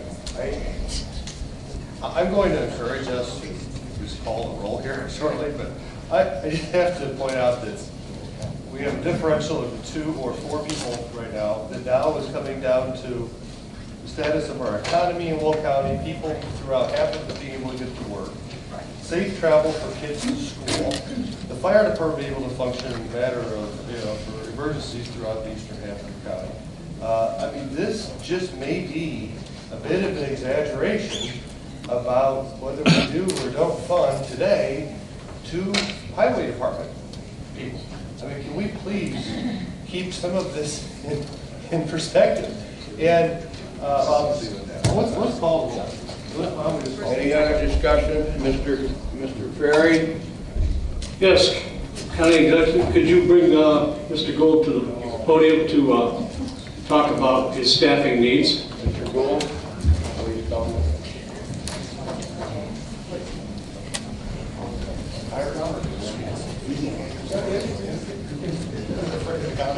This is coming down. I really would like, I know people are getting under some time pressures here. We really, I like us just to get to a point where we can vote. We up or down. I'm going to make this as brief as possible. I really am, because it's getting to be a long day. There was a comment earlier, Mr. Frislow, you said that you really didn't understand all the issues that were involved with this. I apologize to the board if, in fact, they were not aware of a lot of this personnel stuff. But I'm going to make this very brief. All I want to say is I operate the Will County DOT according to the limits that are set forth by all you board members. And those limits include personnel. Obviously, if these limits are reduced, I will live within those limits and operate the Will County DOT accordingly. But with that being said, some of those services could be reduced. Okay? That's all I want to say to that. I will live within my budget according to what you approved today. If there's any questions about any of the personnel, I'll be happy to answer them. Any questions? Any questions? Yes, sir. Any questions for Mr. Gould? Jackie, should you call the question? Never mind, you've already said it. Steve, question, comment? Quick comment. Thank you. The number of hours it takes to plow and mow is not going to change whether we add these or subtract these people. What's going to change is the number of overtime hours it's going to take to do them all. So it's going to cost us roughly the same amount of money. I think it's more safe if they're doing it on straight time rather than on overtime. To make another motion. Let's move this along. Make a motion, Steve. Make another motion.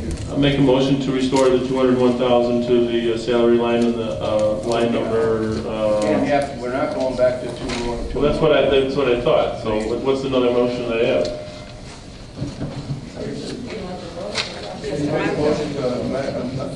We already went through that, Pat. Vote on this motion first. Vote on what's written there. Anyway, is there any other questions? Any other questions for Bruce Gould? Any? No. Mr. Howard, one more time.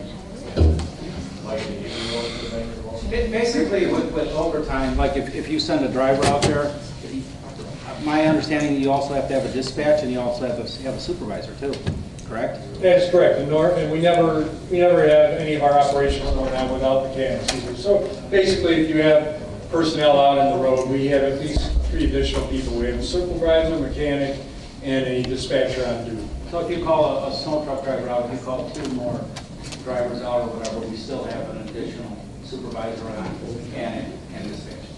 That is correct. And they'll be receiving overtime. We just call it. Okay. We got a motion on the floor from, and a second, from Mr. Frizzalone, Mr. Mustis.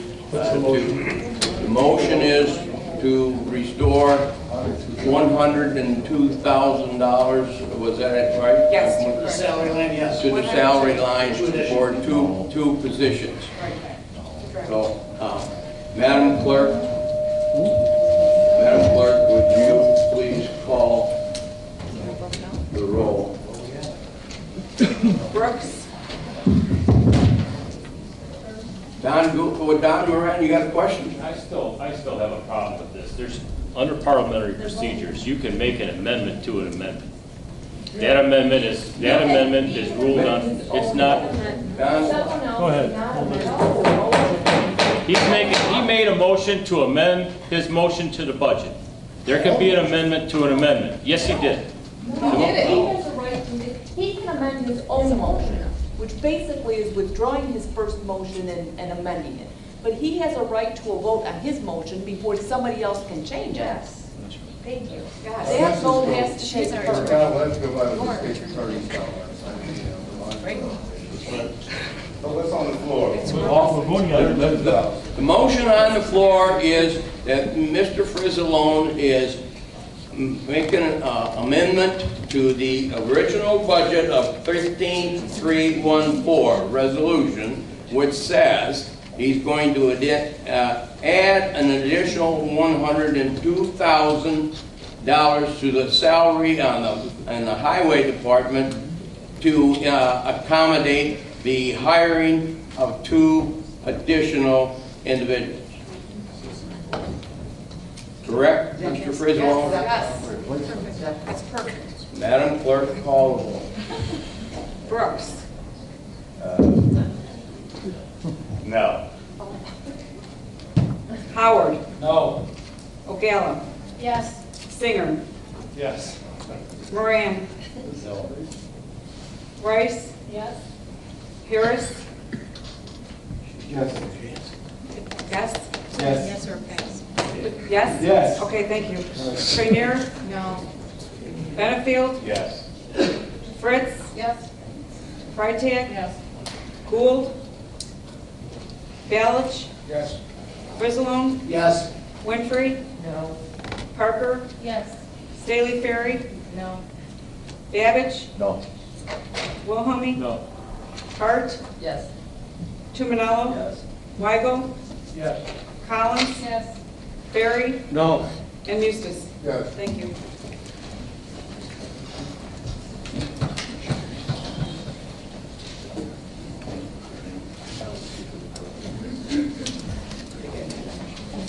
Fifteen affirmative, 9 negative. 15 affirmative, 9 negative. The motion is carried.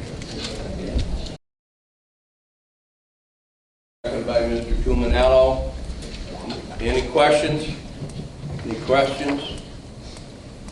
Madam Clerk, call the roll. Sure. Brooks, Yes.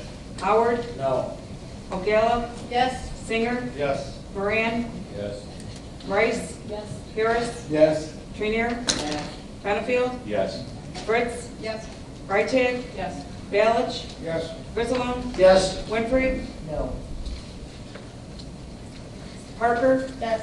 Staley Ferry, Yes. Babbage, No. Wilhelmie, Yes. Hart, Yes. Tumanello, Yes.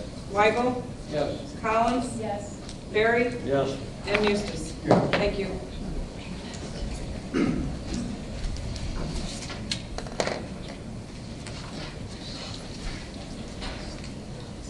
21 affirmative, 3 negative.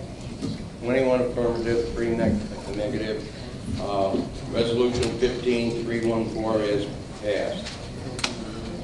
Continue, Mr. Frizzalone. Next up is going to be our corporate fund levy, and it's very satisfying to me today that we're presenting a levy that, while accounting for new construction, will be reducing our corporate tax rate by approximately 3.68%. And this while our neighbors in Cook County just passed yesterday a $500 million tax increase to all of their residents. So no one can say that we're not being responsible stewards of our taxpayer dollars here in Will County. So in regards to 15-315 corporate tax levy, I make the motion to approve. Moved by Mr. Frizzalone, seconded by Ms. Hart. Any discussion? Any discussion? Madam Clerk, call the roll. Brooks. Yes. Howard. No. O'Gala. Yes. Singer. Yes. Moran. Yes. Rice. Yes. Harris. Yes. Trainier. Yes. Benefield. No. Fritz. Yes. Freitag. Yes. Balich. No. Whistleton. Yes. Winfrey. Yes. Parker. Yes. Staley Ferry. Yes. Pardon me? Yes. Yes, thank you. Babbage. Yes. Wilhelmie. Yes. Hart. Yes. Tumanello. Yes. Weigel. Yes. Collins. Yes. Ferry. Yes. And Mustis. Yes. Thank you.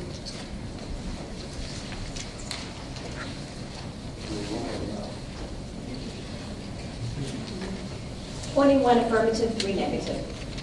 Anyone affirmative? Motion is carried. Griswold. Next up is 15-316, FICA Levy Fund, Fund 201, and I so move.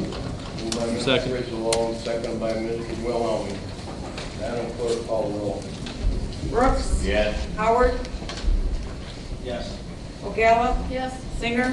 Yes. Moran. Yes. Rice. Yes. Harris. Yes. Trainier. Yes. Benefield. Yes. Fritz. Yes. Freitag. Balich. Yes. Whistleton. Yes.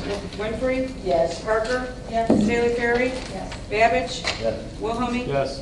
Hart. Yes. Tumanello. Yes. Weigel. Yes. Collins. Yes. Ferry. Yes. And Mustis. Yes. Thank you. 24 affirmative. 24 affirmative, motion is carried. Mr. Griswold, continue. 15-317, the IMRF Levy, Fund 202, I so move. Moved by Mr. Griswold, second by Ms. Hart. Any questions? Previous roll call by Mr. Singer. Second by Mr. Tumanello. All in favor signify by saying aye. Aye. Contrary, the motion is carried. 15-318, tax levy from the Tort Immunity Fund, Fund 204, and I so move. Moved by Mr. Griswold, second by Mr. Benefield. Any questions? Previous roll by Mr. Singer, second by Ms. Ogala. All in favor signify by saying aye. Aye. Contrary, motion is carried. 15-319, tax levy for workman's comp, reserve fund, Fund 205, I so move. Moved by Mr. Griswold, second by Ms. Parker. Any questions? Previous roll by Ms. Collins, second by Ms. Freitag. All in favor signify by saying aye. Aye. Contrary, motion has carried. 15-320, tax levy for the TV Sanitarium Fund, Fund 206, and I so move. Moved by Mr. Griswold, second by Mr. Tumanello. Any questions? Previous roll by Ms. Parker, second by Ms. Hart. All in favor signify by saying aye. Aye. Contrary, motion is carried. 15-321, tax levy for the Health Department Fund, Fund 207, I so move. Moved by Mr. Griswold, second by Ms. Hart. Previous roll by Mr. Singer, second by Ms. Fritz.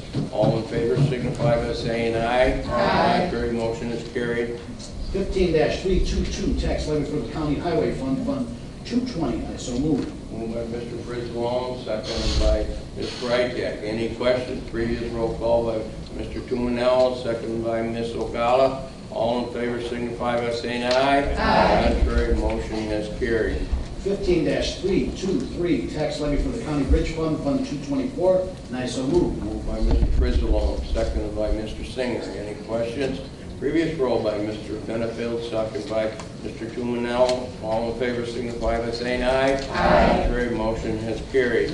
15-324, tax levy for the Federal Aid Matching Fund, 225, and I so move. Moved by Mr. Griswold, second by Ms. Hart. Any questions? Previous roll by Ms. Collins, second by Ms. Freitag. All in favor by saying aye. Aye. Contrary, motion is carried. 15-325, tax levy for the Will County Public Building Commission, Fund 272, and I so move. Second. Moved by Mr. Griswold, seconded by Mr. Babbage. Any questions? Previous roll call by Mr. Wilhelmie, seconded by Mr. Perry. All in favor signify by saying aye. Aye. Contrary, motion has carried. 15-326, transferring funds within the Sheriff's Courthouse Security Budget, and I so move. Moved by Mr. Griswold, seconded by Ms. Fritz. Any questions? Previous roll by Mr. Tieman, second by Ms. Ogala. All in favor signify by saying aye. Aye. Contrary, motion is carried. 15-327, transferring funds within the state's attorney's budget, and I so move. Moved by Mr. Frizzlong, seconded by Mr. Moran. Any questions? Mr. Quest? Roll call, We're still good, though. We're good. We're good. We're good. Second by Mr. Staley Ferry. roll if you're not here. We don't count. I'm marking off who's leaving. Thank you. No, we're on a roll here. All in favor signify by saying aye. Aye. Contrary, motion has carried. 15-328, transferring funds within the public defender budget, and I so move. Moved by Mr. Frizzlong, second by Ms. Parker. Any questions? Previous roll by Mr. Tieman, second by Mr. Benefield. All in favor signify by saying aye. Aye. Contrary, motion has carried. 15-329, transferring appropriations within the health department budget, and I so move. Moved by Mr. Frizzlong, second by Mr. White. Any questions? Previous roll call by Ms. Parker, second by Ms. Hart. All in favor signify by saying aye. Aye. Contrary, motion has carried. 15-330, authorizing payment to IMRF for net pension obligation, and I so move. Moved by Mr. Frizzlong, second by Ms. Fritz. Any questions? Previous roll by Ms. Freitag, second by Ms. Parker. All in favor signify by saying aye. Aye. Contrary, motion has carried. 15-331, authorizing county executive to execute necessary documents for delinquent tax program, and I so move. Moved by Mr. Frizzlong, second by Ms. Winfrey. Any questions? Previous roll by Mr. Ferry, second by Mr. Howard. All in favor signify by saying aye. Aye. Contrary, motion has carried. 15-332, creating new fund, number 255, for the Sheriff Department of Justice federal forfeiture, and I so move. Moved by Mr. Frizzlong, second by Mr. Brooks. Any questions? Previous roll by Ms. Winfrey, second by Mr. Wilhelmi. All in favor signify by saying aye. Aye. Contrary, motion has carried. 15-333, creating new fund number 256 for the Sheriff Department of Treasury federal forfeiture, and I so move. Moved by Mr. Frizzlong, second by Ms. Rainier. Any questions? Previous roll by Ms. Rice, second by Mr. Harris. All in favor signify by saying aye. Aye. Contrary, motion has carried. 15-334, creating new fund number 257 for the Sheriff State Money Laundering, and I so move. Moved by Mr. Frizzlong, seconded by Ms. Rainier. Any questions? Previous roll by Ms. Staley Ferry and second by Mr. Babbage. All in favor signify by saying aye. Aye. Contrary, motion has carried. 15-335, creating new fund number 258 for the Sheriff State Drug Forfeiture, and I so move. Moved by Mr. Frizzlong, second by Mr. Moran. Any questions? Previous roll by Mr. Howard, second by Mr. Wilhelmi. All in favor signify by saying aye. Contrary, motion is carried. 15-336, creating new fund number 259 for Sheriff pre-adjudicated forfeiture, and I so move. Moved by Mr. Frizzlong, second by Ms. Freitag. Any questions? Previous roll by Ms. Fritz, second by Mr. Tieman. All in favor signify by saying aye. Aye. Contrary, motion has carried. The next Finance Committee meeting is scheduled for December 1st at 10:30, and at 10 o'clock we'll have a joint capital and finance workshop to talk about financing for our buildings. I hope all will attend and bring all the ideas that you have. Thank you. Thank you, Mr. Frizzlong. Public Works and Transportation Committee, who's handling that, Mr. Weigel. Mr. Weigel. Vice Chairman of the committee. First item is Public Works item placed on our file. It's a public notice of a proposed renewal of the clean air permit program for PQ Corporation in Joliet, and I so move. Moved by Mr. Frizzlong, seconded by Mr. Brooks. All in favor by saying aye. Aye. Contrary, motion is carried. Second item is Resolution 15337, setting the salary of the county engineer, and I so move. Moved by Mr. Weigel, second by Ms. Hart. Any discussion? Any questions? Previous roll by Ms. Stady Ferry, second by Mr. Howard. All in favor signify by saying aye. Aye. Contrary, motion has carried.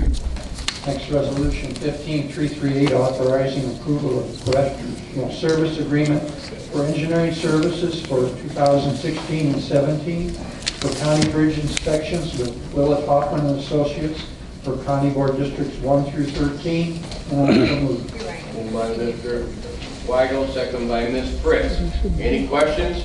Previous roll by Ms. Ogata, second by Mr. Tieman. All in favor signify by saying aye. Contrary, motion is carried. Next, resolution 15-339, authorizing approval of professional service agreement for design engineering services phase 2 with Willett Hoffman Associates for structure and appendage work on Briggs Street over the drainage ditch, County Board District 8, and I so move. Moved by Mr. Weigel, second by Ms. Winfrey. Any questions? Previous roll by Mr. Brooks, second by Mr. Moran. All in favor signify by saying aye. Aye. Contrary, motion has carried. The next item is 15-340, authorizing appropriation of motor fuel tax of $95,000 for the previous resolution, and I so move. Moved by Mr. Weigel, second by Ms. Ogata. Any questions? Previous roll by Ms. Winfrey, second by Mr. Ferry. All in favor signify by saying aye. Aye. Contrary, motion has carried. Next, resolution 15-341, authorizing intergovernmental agreement between the County of Will and the Forest Preserve District of Will County for the improvement of 135th Street between New Avenue and 1,200 feet east of Smith Road in County Board Districts 3 and 7, and I so move. Moved by Mr. Weigel, second by Ms. Hart. Any questions? Previous roll by Ms. Ogala, second by Ms. Fritz. All in favor signify by saying aye. Aye. Contrary, motion has carried. Next item, resolution 15-342, authorizing approval of professional service agreement for construction engineering service with Omega and Associates for reconstruction and widening of 135th Street from New Avenue to east of Smith Road using county RTA tax funds of $1.9 million in County Board District 3 and 7, and I so move. Moved by Mr. Weigel, second by Mr. Frizzle. Any questions? Previous roll by Ms. Winfrey, second by Mr. Howard. All in favor signify by saying aye. Aye. Contrary, motion has carried. Next, resolution 15-343, authorizing professional service agreement for right-of-way acquisition service appraisals from Bronson Associates Service PC for several parcels of property on Knowles Road at the intersection of South Bridge Street using RTA tax funds of $25,000 in County Board District 8, and I so move. Moved by Mr. Weigel, seconded by Ms. Winfrey. Any questions? Previous roll by Mr. Brooks, seconded by Mr. Wilhelming. All in favor signify by saying aye. Aye. Contrary, motion carried. That concludes the business. Our next meeting is December 1st at 9 a.m. Thank you. Thank you, Tom. Next, we got the Judicial Committee, Mr. Benefield, Chairman. Good afternoon. Nothing to report today, so we do have a meeting scheduled for December 1st at 9 a.m. Thank you very much, Darren. Next is Public Health and Safety Committee, Ms. Ogala, Chairperson. Good afternoon, County Executive Walsh. Thank you. The first item on my agenda is our public health report, which is from the Will County Regional Office of Education. It's our quarterly report from July 1st, 2015 through September 30th, 2015. And what this is a quarterly summary of the activities of the Regional Office of Education given to us by our Regional Superintendent of Schools, which is Sean Walsh. I'd like to make a motion to place this report on file. Moved by Ms. Ogala, second by Mr. Friswell. All in favor, signify by saying aye. Aye. Contrary, motion has carried. Thank you. My second agenda item is the award for bid of disposable incontinence supplies for Summerhill Hill Nursing Home. This bid is split between two different vendors. which are each providing the lowest bid for 2 different products. And I can Moved by Ms. Ogala, second by Ms. Freitag. Any questions? Previous roll by Ms. Winfrey, second by Mr. Brooks. All in favor signify by saying aye. Aye. Contrary, motion carried. And that wraps up my report for today. The next meeting for Public Health and Safety Committee is scheduled for December 3rd at 9 a.m. and I hope to see you there. Thank you, Judy.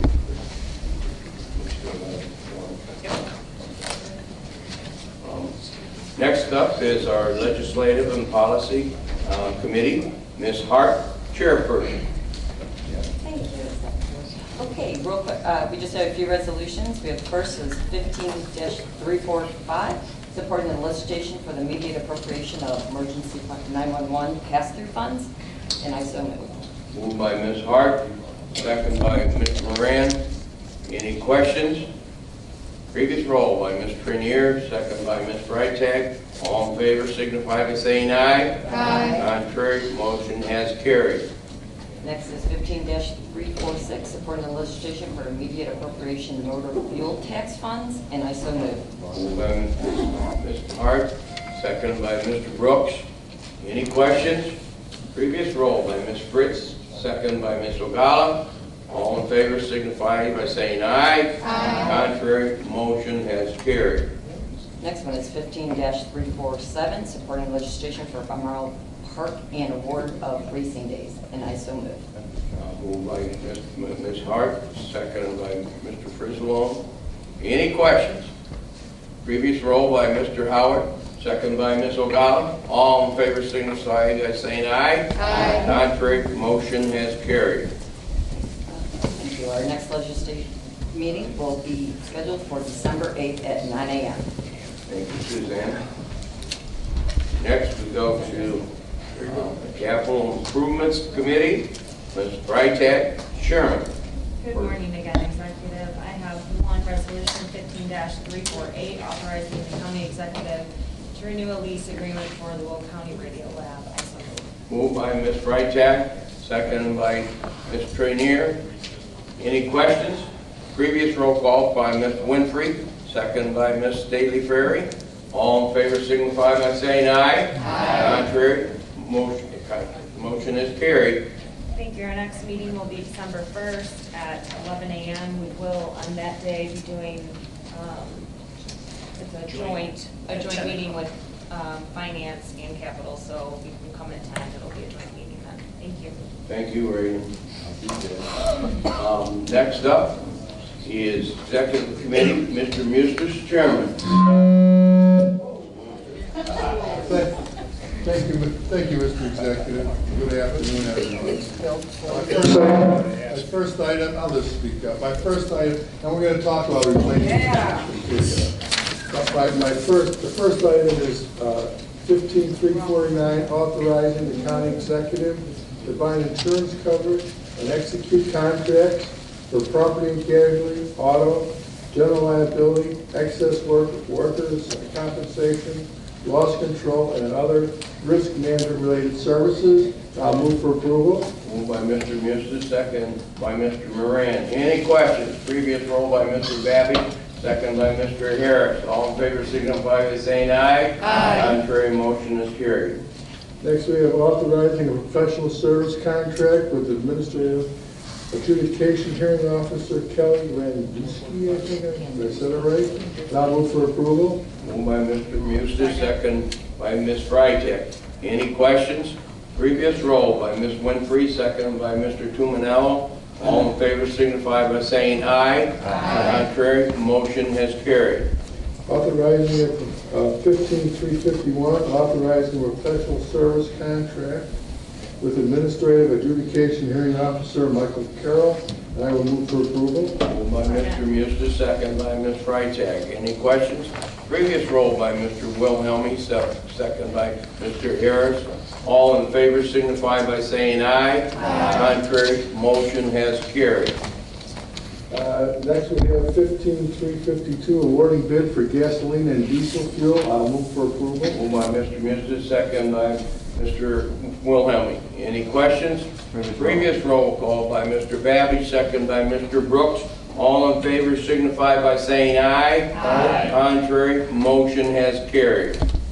Next, 15,353. I'm going to make a motion to remove this. This is for security for various office buildings of the county.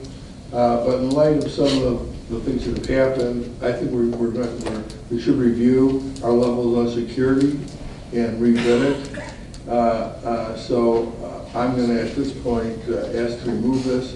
Mary, I don't know if I have to, do we have to do anything to have the current contractor continue to serve while because this may go on for a few months. Yeah, you do need to come back. Initially, the thought was that we were just going to extend it for a month or two, under which circumstances the committee could just approve it. But this sounds like it might be much longer, maybe even 6 months or so. So at that point, it might be appropriate to bring it to county board and just amend the contract. So I could do that next month? Yes. In the meantime, Mr. Executive, I would ask for, your staff, the Sheriff's Department, and perhaps somebody from the county board, maybe we can sit down and talk about, and the state's attorney's office too, by the way, and maybe sit down and talk about whether our levels of security are adequate, or if we want to look at some enhancements. But in the meantime, I'll make a motion to remove 15,353. You have to send back to committee, I'm going to remove it. I think we'll just remove it while you study the situation. Motion to remove Rita Weiss. Oh. Well, do I have to void the bids that came? We'll have to reject the bids, Mary? Yes, you can. So I'll make a motion to reject all bids first. I'm just asking. You got to put it on the floor. Yes, you need to make a motion to put the item on the floor first. Okay. And then I'll make a motion to place 15,353 on the floor. Moved by Mr. Mustis, seconded by Mr. Moran. And that's this time. Okay. Now I would remove it and ask it to be, or reject. to reject the bids, all bids, and you're going to rebid. I'll make a motion to reject the bids, and we're going to rebid it with probably a different set of criteria. Okay. Motion by Mr. Mustis to reject all the bids that we received and rebid in the future under another resolution. That's right? Yes. Moved by Mr. Mustis, second by Mr. Frizzalone. Any discussion? Any discussion? Previous roll, Ms. Rice? I'm just not sure of the implications of this, so it just has to do with the bids only? Yes, I would ask Mary. Okay. Yeah. I mean, Mr. Muse has expressed a concern that perhaps the security we have right now is not adequate, and maybe we need to revisit that issue. So what has been bid for is simply security officers with tasers. Rather than award a bid that we will then be bound to for the next year, he would like to reevaluate that and issue new bids that might increase the security. So he thinks that issue is appropriate to go back to committee and discuss. So at this point, he's asking to reject this bid so that we can go back, or the county board can go back, revisit the issue, and perhaps issue a new bid calling for more stringent security. Okay, does this have any impact on the security that we're currently providing and their ability to continue? Well, what we will have to do is bring the present contract back and ask the county board for a change order to extend the term of that contract until we have time to issue a new bid for new security. And that will go to committee next month. Any other questions? Any other questions? If not, previous roll call by Mr. Babbage, second by Ms. Freitag. All in favor signify by saying aye. Aye. Contrary, motion is carried. Okay, next we have 15,354, awarding a bid for permit and case system for the land use department, and I will move for approval. Moved by Mr. Musty, second by Mr. Brooks. Any questions? Previous roll by Mr. Tumanello, second by Ms. Ogala. All in favor signify by saying aye. Aye. Contrary, motion is carried. Next, we have 15355, declaring Sheriff's Department Caesar vehicles as surplus and authorizing disposal. I will move for approval. Moved by Mr. Mustis, second by Mr. Weigel. Any questions? Previous roll by Ms. Winfrey, second by Mr. Moran. All in favor signify by saying aye. Aye. Contrary, motion has carried. 15356, declaring vehicles as surplus and authorizing donation. I'll move for approval. Moved by Mr. Mustis, second by Mr. Frislow. Any questions? Previous roll by Mr. Harris, second by Ms. Prenier. All in favor signify by saying aye. Aye. Contrary, motion carried. 15357, authorizing the county executive to execute an IGA agreement with Moline Township for the Will County Mobility Management Project. I'll move for approval. Moved by Mr. Mustis, second by Mr. Howard. Any questions? Previous roll by Ms. Ogala, second by Ms. Fritz. All in favor signify by saying aye. Aye. Contrary, motion has carried. 15358, authorizing the county executive to execute an IGA agreement with Peatone Township and the Will County Mobility Management Project. I'll move for approval. Moved by Mr. Musa, second by Ms. Ogala. Any questions? Previous roll by Mr. Howard, second by Ms. Winfrey. All in favor signify by saying aye. Aye. Contrary, motion has carried.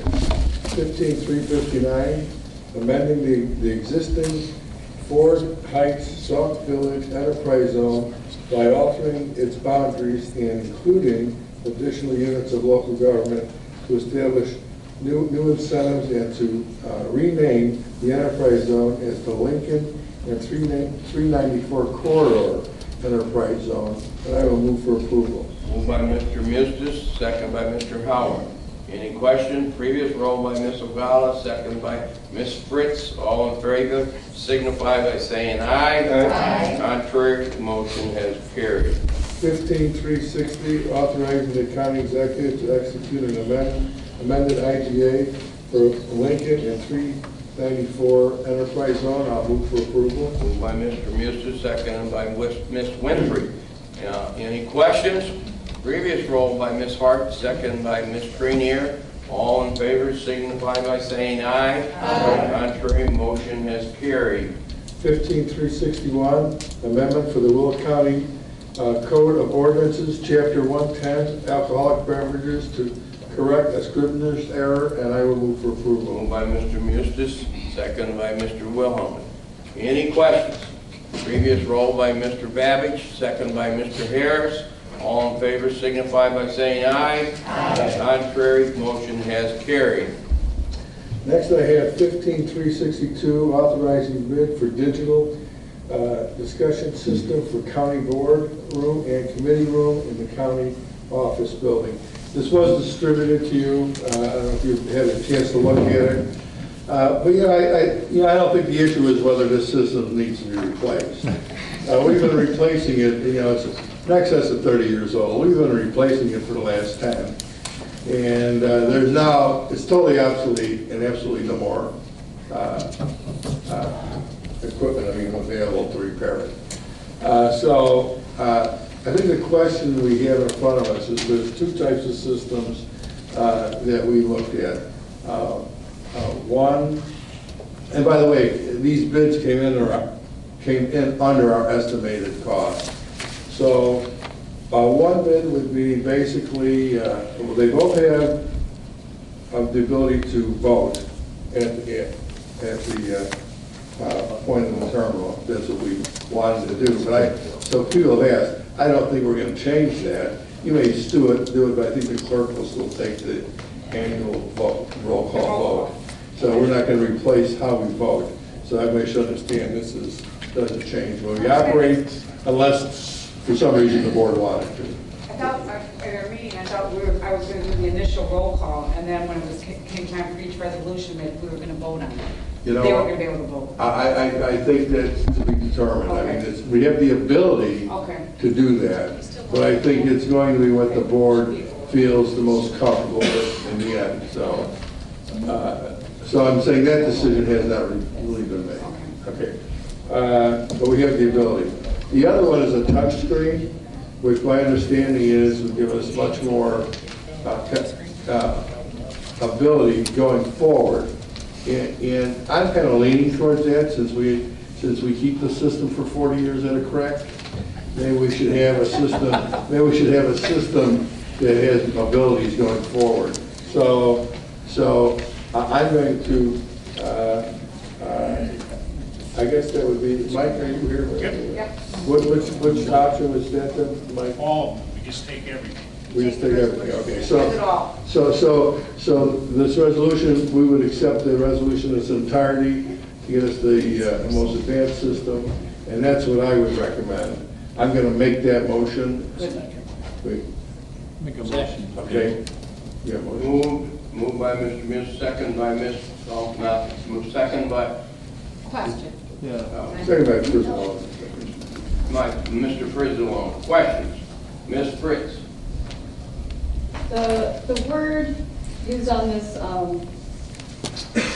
diagram is portable. That I assume that means that if we were to have a different location, we could take the system and put it in our new location. Mike's going to have to come down. But I think that is the case. The one point. Use the microphone. Use the microphone, Michael. Oh, I don't need a microphone. Michael, I want the people in the audience So to be. our main guests, they unplug just like a telephone. And we're also going to have some up here because this room is used for other things than board meetings. So those would be able to be unplugged and moved also. This is a voting system. The one that is in the committee room is just microphones. So there's enough microphones in there for the executive committee and then 2 at the presenters table. So, and those are all movable also. Mike, I have another, just about the scope. Now, we're going to have a screen that comes down. There'll be a 70-inch TV screen right above the dais there. That will give you the vote count, okay? There'll be a touch screen in front of Larry and Nancy. Nancy will be able to see the vote tallies. Larry will have the ability to turn the microphones on and off. Everybody that's raising their hands today and holding them up and all you do is push a button on your microphone thing. That will light a red light on your microphone. Also, it will tell Larry that who was waiting the longest. Musa's been waiting for 1.5 minutes, and this guy's been waiting for 2 minutes. He has the ability to see that, so we won't have arguing who was waiting the longest. No arguments.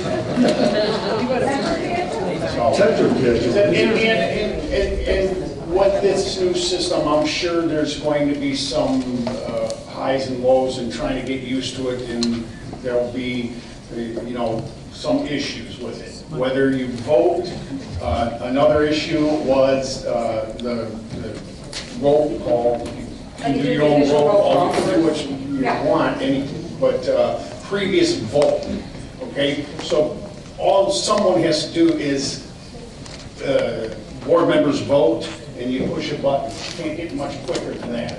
And it automatically tallies, you'll see it up there. Plus, if they leave the room and then when they come back, it would also be recorded too. Yeah.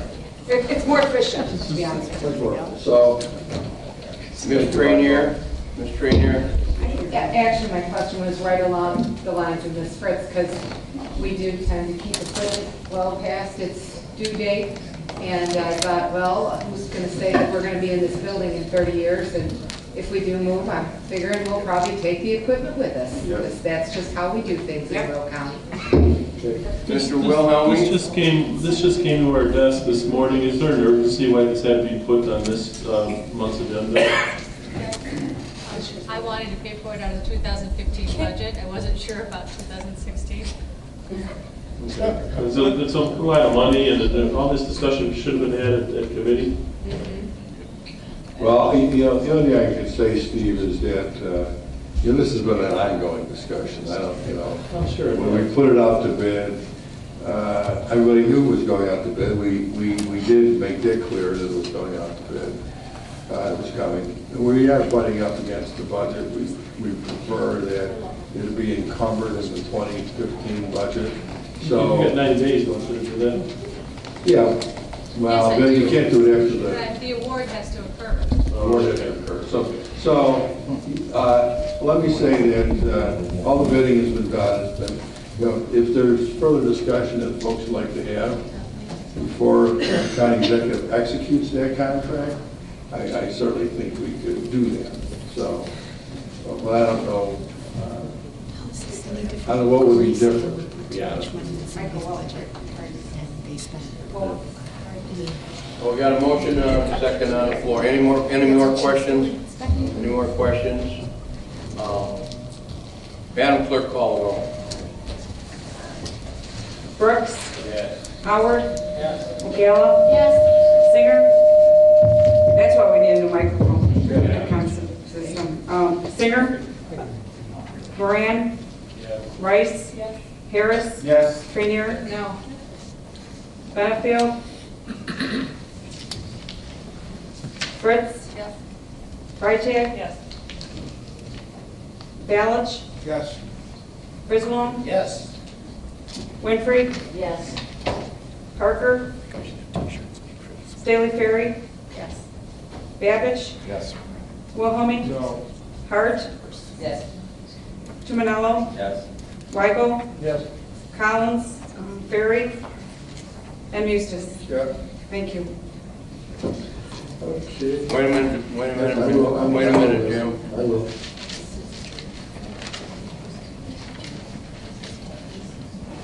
17 affirmative, 2 negative. 17 affirmative, 2 negative. Motion has carried. Please continue. Okay, 15364, I'm sorry, 363, extension of the term of board review. I'll move for approval. Moved by Mr. Musto, second by Ms. Rice. Any questions? Previous roll by Madam Clerk. Well, let's see, the one we have. We have Trainier and Wilhelmie.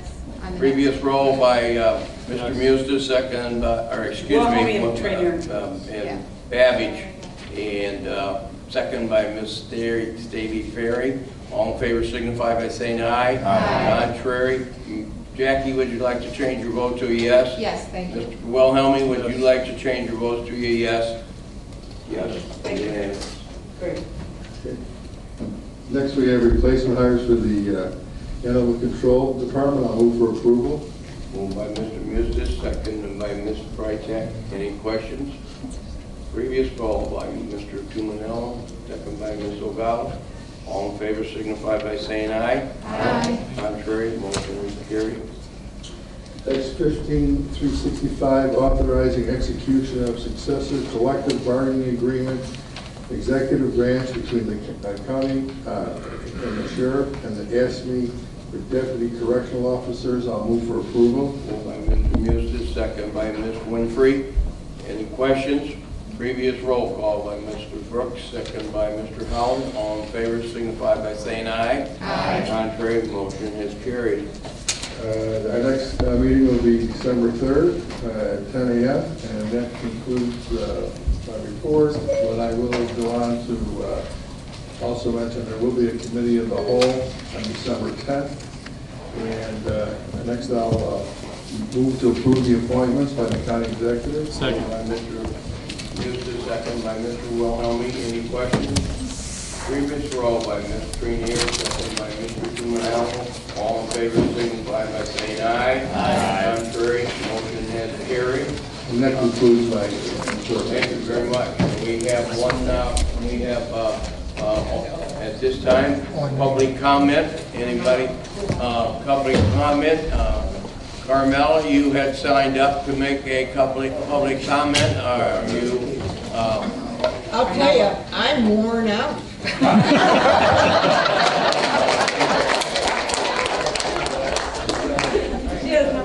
Could I talk first at the next meeting?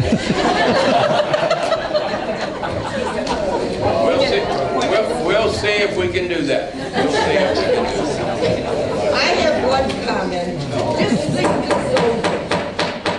Just think this over. It's this protect yourselves, get life insurance. Who the hell ever heard of someone hitting a corpse? He didn't leave enough. You get it? No. Thank you, Carmela. Announcements by the Republican Caucus Chair. Not present. Mr. Brooks, Democratic Caucus Chair.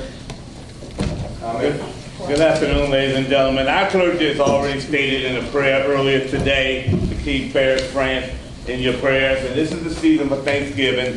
The Bible tells us in 1 Thessalonians 5:18, in all things to give thanks. And every one of us have something to be thankful for on today. Thank you so much. Have a wonderful holiday. God bless you all. Thank you, sir. County Speaker, County Board Speaker, Mr. Mistis. Everyone have a great Thanksgiving. You know, it is a time to be with your family and give thanks. And I know we all have a lot to be thankful for. And like you all to know, I'm thankful for all the work hard work you all do. Even though sometimes I may not express that to you, but I appreciate all your hard work. Thanks, everyone. Thank you. Have a great Thanksgiving. I wish everybody a very, very happy holiday, very wonderful Thanksgiving with your family. We stand at recess until Thursday, December 17th, 2015 at 9:30 a.m. A few minutes from now.